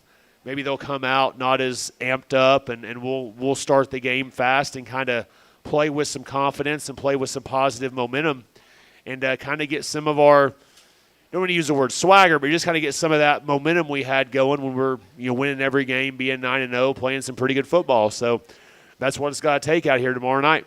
Coach, I did see him miss a couple extra points against Dobbins-Bennett this last week, and I also noticed that the kicker didn't always put it in the end zone. Correct. That is something that you have not had a whole lot of. We have faced so many good kickers this year. Yep. You haven't had the opportunity. Jarrell's had very few opportunities to return punts that weren't, after great high, punts, and kickoff returns have just almost been nil, really. Yeah, I mean, it's kind of one of those things that, with with the special teams part of it, we faced a lot of kickers and punters who have been really, really good. They've punted the ball, high and deep. And really we're trying to block a lot of punts. We're kind of using the Brian Leffler strategy, I guess, is to kind of come after them a little bit. And that they've had multiple punts blocked this year. We saw that on film. So maybe they will quick kick. That's kind of odd, David. You don't see that a whole lot now. But right. I saw them do that. Yeah, you saw them do that. They'll get in some spread and just kind of pooch it with number 16. And then, of course, not all the kickoffs go in the end zone. So maybe there's an opportunity to really, get a kickoff return going north and south and get out there and get a couple plays and be in Science Hill territory. So, obviously, some advantage there. But like you've said, all the specialists, I feel like, heck, we're in the West Knoxville region. They're going to have plenty of kickers and punters. So, hopefully we can take advantage of some of that, tomorrow night. Coach, we're going to talk to a couple of your senior players here in a bit, but I got a couple more questions I want to ask you, especially about the playoffs. Obviously, the format is different this year. 100%. In past years, we would always go against the lower region, but this year it's totally different. And if you look at the bracket, you will win. You'll play the winner of Green Hill. I think they're 8-2, and Smyrna. And there's a chance that you could come back to Blankenship Field, and there's a chance, obviously, that you'll go on the road. Yeah, they've and I don't really mind that. They've crossed over the regions. So, in years past, we would have played the winner of DB and Farragut. So, like if we would have beat Science Hill, we would have busted up and played DB in round 2, and then probably Maryville would have played the winner of Jeff and Bradley, and it kind of you had. So what you ended up with is you had a lot of region matchups all right away. Well, they've nullified that. So what I think is kind of cool and kind of fun, you kind of got the crossover games. Green Hill is a newer school. They've been out, I think, open since 2019, 2020. Very, very young program that's in Mount Juliet. So there's a hub of population there. And I wouldn't sleep on Smyrna. Smyrna has come out the 4 seed out of the Rutherford County region. Oakland, Riverdale, Blackman. In that school system, it's very easy to school hop. That's the reality of it, that those teams are kind of building teams. We're not doing that at Oak Ridge. We're just playing with the kids that we got. So, like I said, it kind of makes it fun. I think, David, me and you talked about this over the weekend, but really in our little pod, like all these games, anybody can really beat anybody. Like if we play Smyrna, Smyrna can win. Like if Science Hill played Green Hill, these games are all kind of, I guess you use the word coin flip, whatever. So it definitely makes it fun and intense for sure. You can buy tickets at Oak Ridge Pharmacy. They're available there. And I think Coach Etheridge put out the Go Fan app or whatever. You can buy them even cheaper. One thing that's going to be unique about tomorrow's ball game is there's going to be fireworks. Yeah. Anderson County has kind of put fireworks into just about everything they do, and Campbell County has in the past. We are actually going to have fireworks tomorrow, hopefully on the field, and hopefully in the air as well, which is going to be, I think, really add to the environment at Blankenship Field. Yeah, no doubt. Obviously that'll be great. I'm sure maybe the neighboring houses may not think so when those things start cracking off, but super excited for the fireworks. Know we got a crew kind of involved in that, and like you said, David, I guess my biggest focus is just to make sure we have some fireworks on the field, and that's hopefully Oak Ridge scoring a lot of touchdowns and kicking a lot of extra points, and Science Hill's not doing that. So that's kind of what we as a staff have been focused on, is just trying to get this win. Before I let you go, let me ask you one more thing about, was Science Hill very receptive to, because, it's a school night for them, so it's a long drive from Johnson City on a school night to go back, and you have to go back to school on Friday. Were they receptive to it? I guess. Like I said, I really didn't think anything about it. I got a call from Coach Gaddis asking about my thoughts about playing Thursday, and I said I love it. I think that when you get to this late of the season, it's more beneficial for us as a program to play. The kids are ready to play. Just go ahead and play. He felt like Science Hill was in the same boat. They wanted to play. They were really excited about it.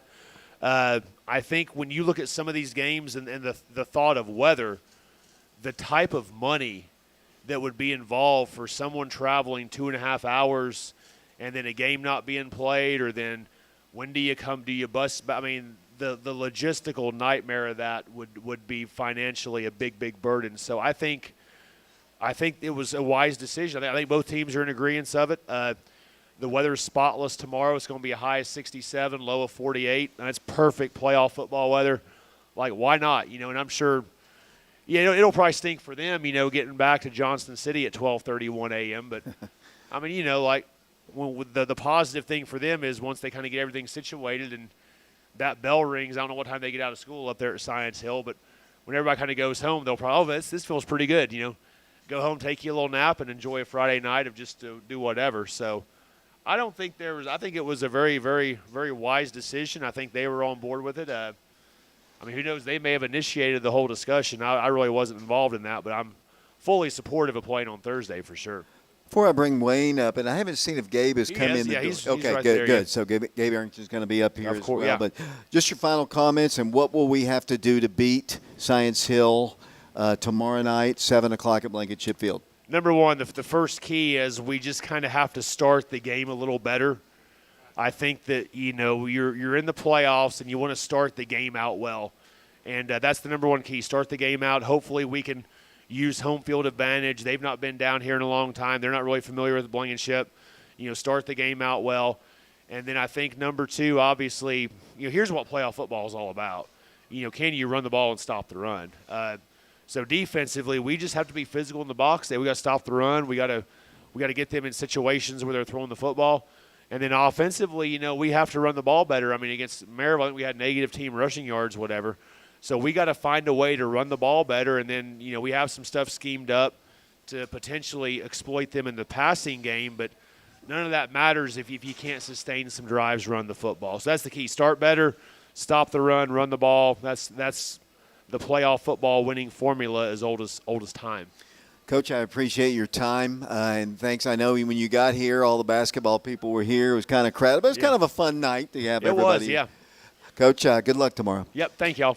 Derek Rang, head coach of the Wildcats. This is Crunch Time. Officially, this is Crunch Time. I know the name of this show. I didn't know what to call the first show, but we're going to bring up a couple seniors up here to talk to us, Wayne Gibson and Gabe Arrington, and we'll be back with them in a moment.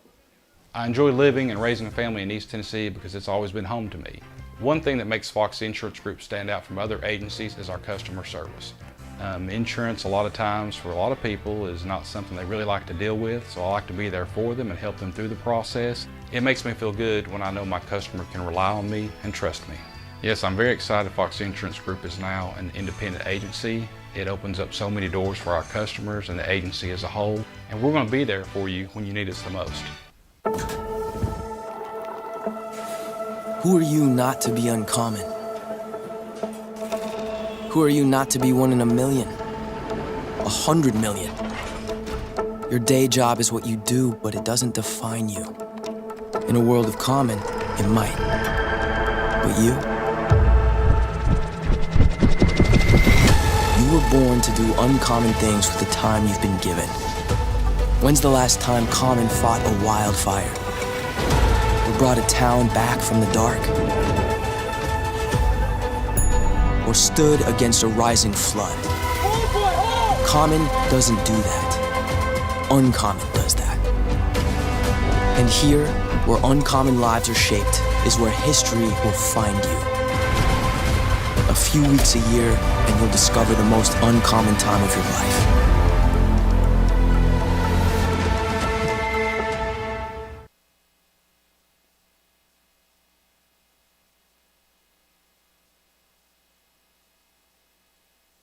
When something happens to your car, you might say, Ugh, come on, seriously? This is so extra. but what you could say is, Like a good neighbor, State Farm is there. your local State Farm agents are available to help you online, over the phone, or in person. State Farm agents are here to help answer your questions and help you file your claim. This is so extra. Get with someone who can actually help. Contact me, Agent Laura Lynn Green, today. This is Melvin Jackson, inviting you to experience mouth-watering, slow-smoke barbecue that hits every spot every time. Fats Barbecue is now open in Oak Ridge at 366 East Tennessee Avenue. Stop by our brand new storefront or catch our award-winning food truck on the move. For over 30 years, our award-winning barbecue has been a staple in the East Tennessee. Perfectly smoked meats, hearty sides, and then that down-home flavor you love. Planning an event, we cater weddings, parties, and more.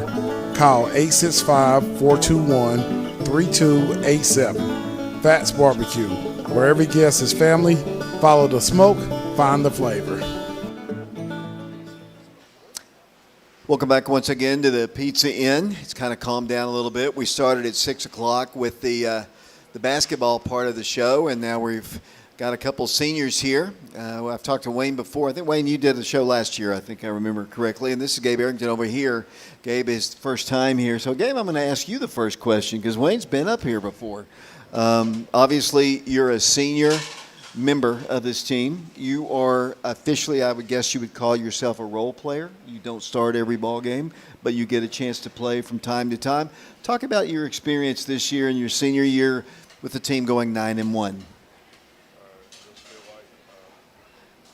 Feel like we're blessed to have a good season this year, coming off of last year, losing a lot of people. I feel like a bunch of people stepped up, especially me getting a chance, even though not the biggest guy, especially for a lineman, but I feel blessed having a chance to go out there, play some ball for a good team, and that's all we can hope for. One thing I always, when I talk to linemen, I always ask them, obviously, defensive, offensive. I know the offensive lineman, you can't win ball games without linemen. And you know, Wayne will talk about that as a running back. And, you know, but talk about what is a lineman's dream? I mean, on both, I know on the offensive side, I know they would love to, they'd love just opening holes. I mean, you talk to Jared Bafford and those guys, they'll tell you just the satisfaction is just seeing that hole open up for the running back. What in your mind is the lineman's dream? I'll tell you one thing for a lineman's dream, just taking a dude, putting him on his butt. Ain't nothing better to show that you're just physically better than somebody and asserting your dominance. Wayne, let me talk to you here. I say this respectfully, and I said this to you last year too. You're not the biggest guy in the world, but you bring it on defense. I mean, Kipton had a nice hit there, but you're doubled that usually. When you make a tackle, they know it. Talk about that aggressiveness and where that comes from. I don't know. It's just always been like you got to tackle. And you play for Oak Ridge, you playing for a tradition. They're known for big hitters, and you just got to come up and make a tackle sometimes and set the tone. You know, this year, obviously, you know, last year you didn't get a chance to play much running back at all. And I don't even remember you getting in a game at running back, did you? I didn't think so. DeMillion, you know, wasn't hurt. This year, DeMillion Porter, I don't remember the ball game. Try to help me with it. Was it Bearden? Yeah. Bearden. So he went down, and he hasn't played since that game. You had to step up as a running back, and I think the first 3 games you played, you were over 100 yards. Were you – and Coach Ranga said this, and I know Coach Green said it in his basketball thing. It's the next man up. You had a good fall leading up as a running back, but were you just waiting for that number, and did you work at it, or is that just the natural ability? I mean, I always knew I could run the ball. I just had to get the right chance. But Mill does a great job at running the ball, so I understood my role was to make plays on defense. But when the time comes, I got to make plays on offense as well. Well, let me ask you about that. You had to play. I mean, and you were not as much as on defense as you had been before you started playing offense, but obviously they counted on you so much to play defense, but then they needed you to play offense. Obviously tired after a ball game? Yeah, it really doesn't hit me till the next day, but I'll be good by Monday by the time practice comes. It's just a little soreness. I was talking to Gabe about, you know, lineman, defensive, offensive, whatever. How important was it? I mean, I know we all struggled a little bit on, you know, on last Thursday against Marable, but how important are those offensive linemen and defensive linemen helping you on both sides of the ball? Well, without blocks, I can't really do anything. So it all starts with them. They got to set the hole for me, and then it's up to me to make the play. And on defense, the D-line sets the tone every play. If the D-line getting pushed back, it's just bad. The D-line always got to set the tone. So, Gabe, let me ask you, have you been in the program all 4 years? Yes, not much my first year, but the other 3, yeah, I've been. What has been your favorite memory playing football at Oak Ridge High School? Couldn't really pin one down exactly for you, but I'd say all throughout the years, just being in that line with Coach Day, just practicing, it's been fun. I don't know exactly what to say. It's just he's such a good coach and a member of the team. It just kept me going for all 4 years. What's your favorite tradition? No, I'll sound sappy when I say this, but next man up. We just got a bunch of people always ready to play. Heck, even me. I'm not the biggest guy out there, especially for a lineman, but always having somebody ready, especially start of the year, Halls, Jared having his back issue, and me just going out there having to, pound some muscle in the dirt. It was all right. Wayne, your family's been in Oak Ridge a long, long time. You've had other family members over the years play and be a part of the program.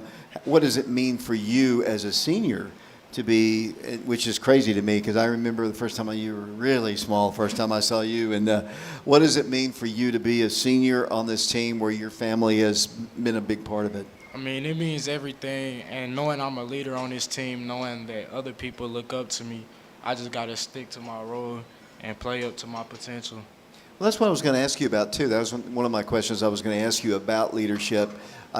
Talk about the way you do lead. I feel like I lead with my play.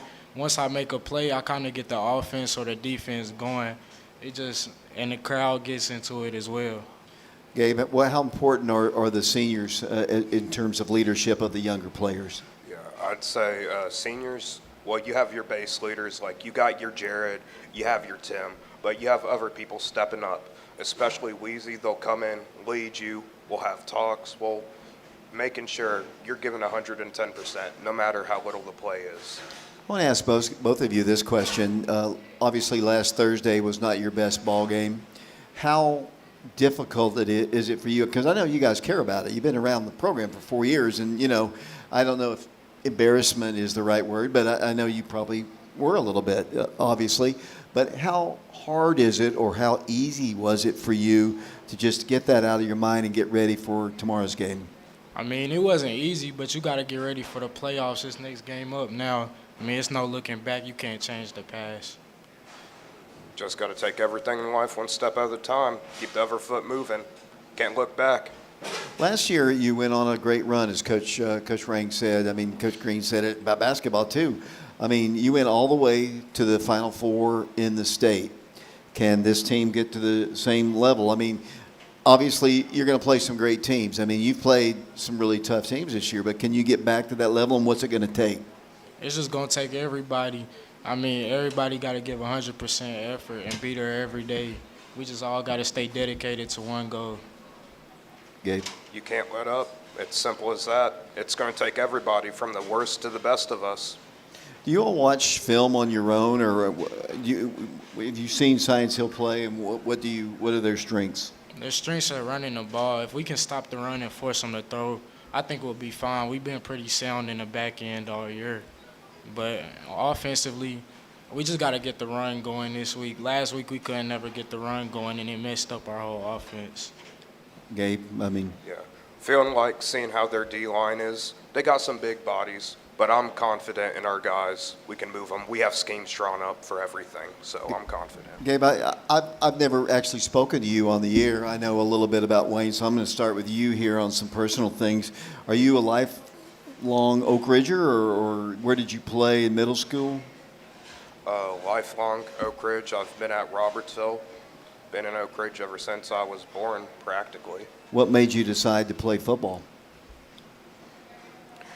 I don't even know where it started in middle school. I guess I saw my brother out there, and I said, I'm better than him, so I just went out there and played. Definitely rounder than him, though. Okay. I mean, that's a good reason, I guess. Wayne, I know you've done a little of everything, actually. What made you decide to play football?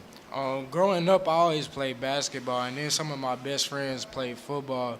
I just wanted to be around my friends, so I got on the football field as well. And like I said, you've been around here a long time. There go the Woody brothers out the door here. At least they stayed around for the rest of your interview there.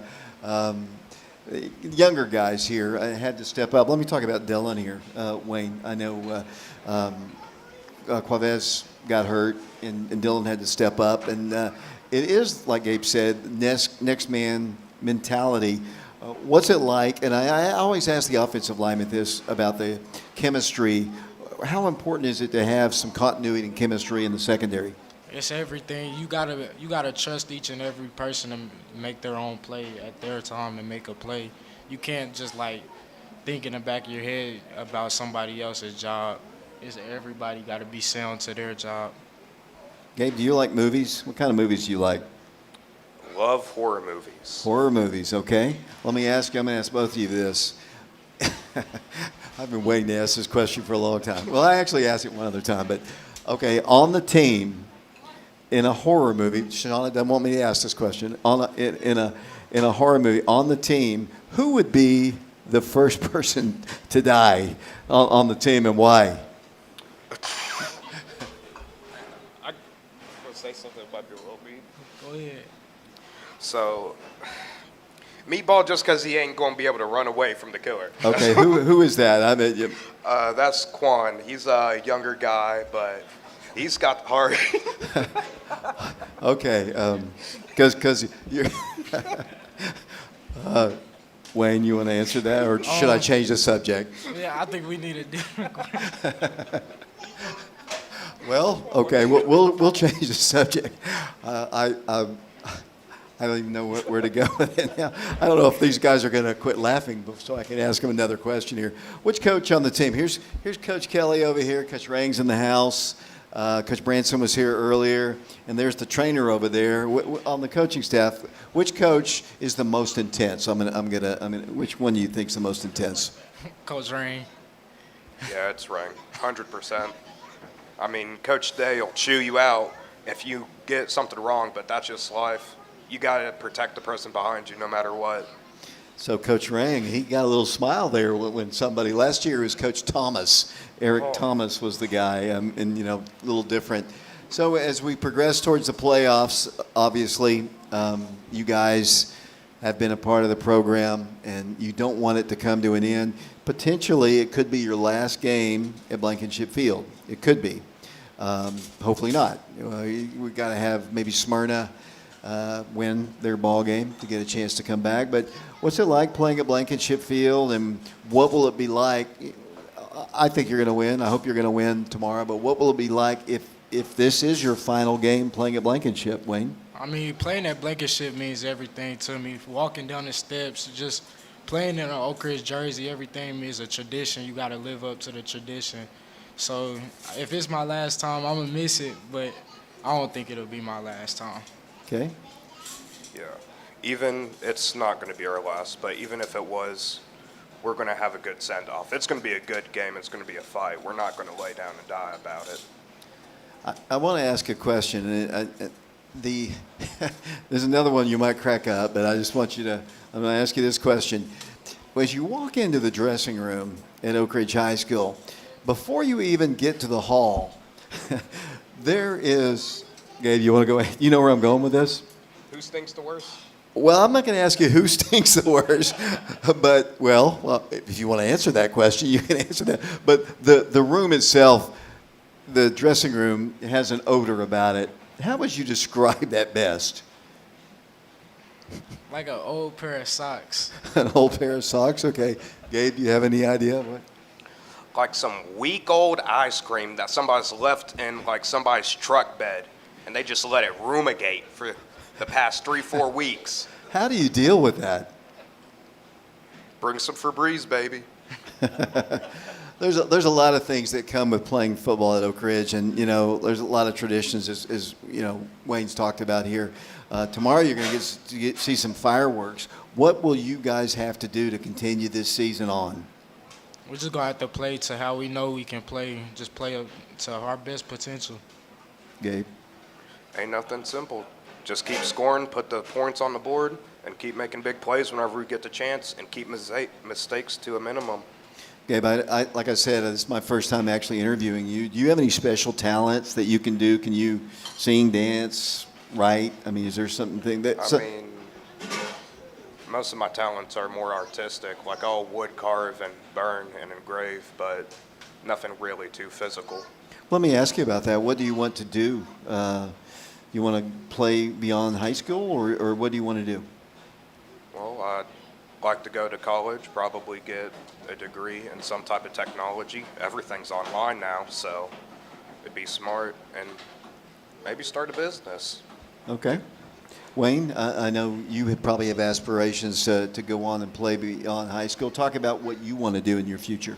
I probably do want to continue to play football. It just depends. But if not, I'm going to still be involved in the game. Like, I'll go to college for, like, sports medicine or something and stay involved with football, because football is just, like, it made a big impact on my life. Sports medicine, there's a trainer over there right there. You ought to come back and assist him at some point. Guys, any shout-outs you'd like to make before we close it out here? Gabe, family members, anybody might be watching? They probably asleep. I ain't gonna lie. My dad's old. Mike? Oh, yeah. I guess shout out to my moms. I love you. Wayne? Just shout out to all my teammates, my family. Well, guys, good luck tomorrow against Science Hill, and hopefully we'll see you back here next week. It's Wayne Gibson and Gabe Arrington here. We're at the Pizza Inn. It's been a long night, but we're finally done. Mark and Shauna, appreciate them doing the work behind the scenes, and all of our camera guys. And the game, once again, is tomorrow night, not Friday night. It's scheduled for 7 o'clock, Blankenship Field, the Wildcats taking on the Science Hill Hilltoppers. Until next week, this is David Clary saying so long, everybody.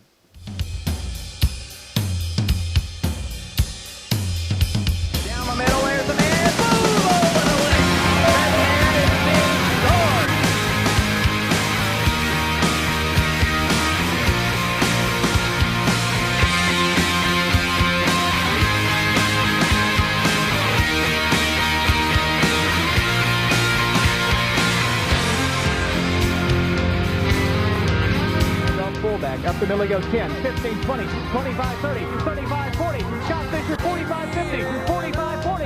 Fisher 35, 30, 25, 20, 15, 10. Scott Fisher has just gone 98 yards for an Oak Ridge touchdown. I can't deal it so unfair. And it feels like heaven so far away. Third and 6. Here comes Oak Ridge, just almost a sack. A screen pass intercepted by Warrendine to the 30, to the 35, to the 30, to the 25, to the 20. Michael Warrendine down to the 15-yard line. Porter under center from the 4. He rolls to his right. Backside pressure. Passes complete. Touchdown, Oak Ridge! Booker scores! Booker scores! Booker scores! 12 seconds to play. Pandemonium reigns at Blankenship Field. Hall to the far left. Starful pass. Pumps once. Here's the pass complete to Rock Harden. Rock Harden 45 to the 40 to the 35. And he waits. There he goes! There he goes! Touchdown Oak Ridge! The Wildcats score! Rock Harden! Rock Harden takes it down the field.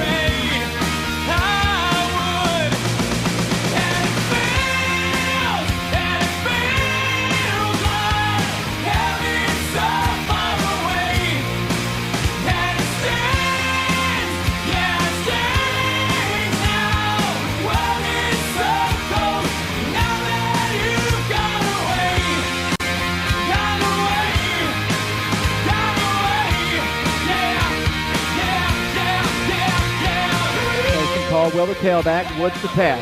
Fires it, pass, batted away, intercepted by Oak Ridge. Wildcats Connor Goldmeyer at the 10, to the 15, to the 20, to the 25, to the 30, to the 35, to the 40, to the 45, to the 50, down the field, 45, 40, 35, 30, down the field, Connor Goldmeyer to the 20, to the 15. We might have a new record, a new record.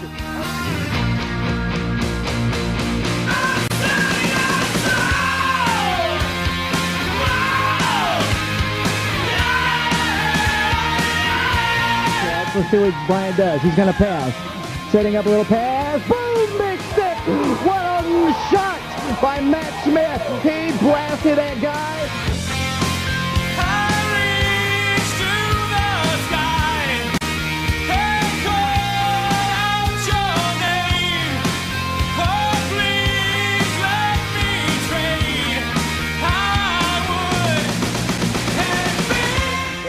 For the Wildcats. Handoff goes up the middle, Rivers to the 40, breaks it down the right side, 45 to the 40, to the 45 to the 50, to the 45 to the 40, to the 45 to the 40, to the 50, to the 10.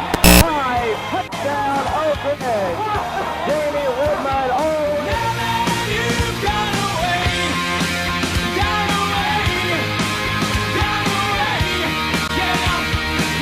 14-7 Oak Ridge, and Minor will roll to his right. Has some time. Down the field it goes to Sean Williams, complete 40, to the 50, to the 45, to the 40, to the 35, to the 30, 25, 15, 10, touchdown, no flags down, Sean Williams scores. Booker at the 5 on the return to the 10, to the 15, Booker at the 20, to the 25, to the 30, to the 35, to the 40, Corey Booker with a kicker to beat, makes a move on him and blows him away, he'll take it home, baby, Corey Booker, 5, touchdown Oak Ridge.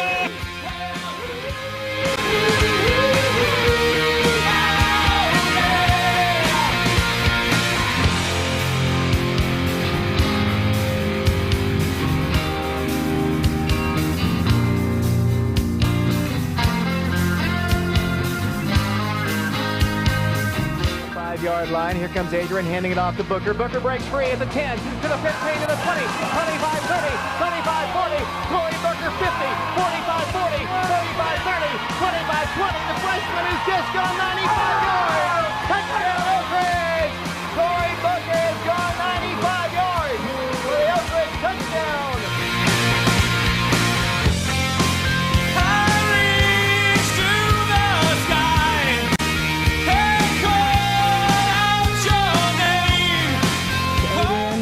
Under center, rolling to his left, looking, firing, there's an air, 2 points in the Wildcats win! Jacob Snyder makes the catch! It's pandemonium on Blankenship Field!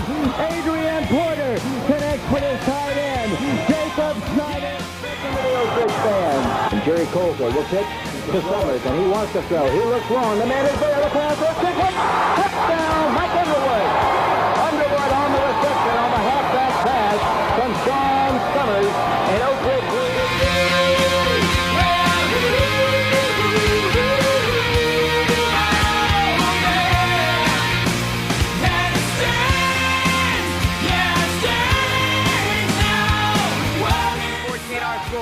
Wildcats trail. Gordon drops back to pass. Has some time. Pass is complete. And it's going to be a touchdown to David Brown as nobody, I mean nobody, baby, was on him.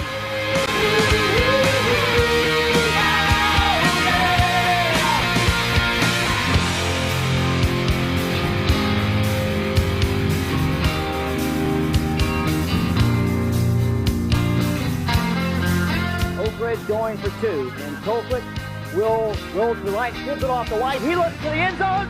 2 points, baby. Oak Ridge has won this ball game from Blankenship Field, the greatest opening victory we've seen in some time.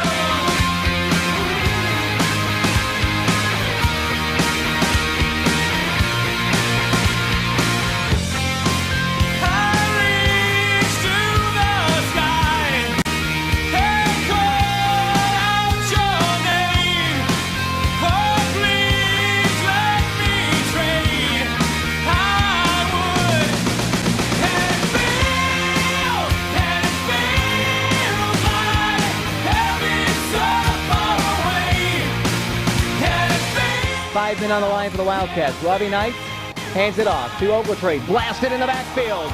Loses 5 yards. The Wildcats come in strong, and they drop him for a big loss. Greg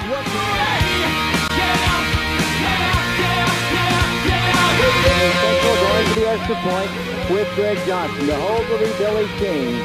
42-41.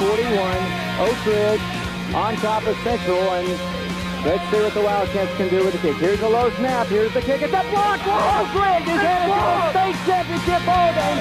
Vanderbilt on a blocked extra point, 42-41. And Oak Ridge, pandemonium reigns on the field. The Wildcats are headed to Vanderbilt, a blocked extra point. Oak Ridge celebrating, pandemonium, fans on the field. The block kick and Central season will end on their home field, and Oak Ridge will go to Vanderbilt.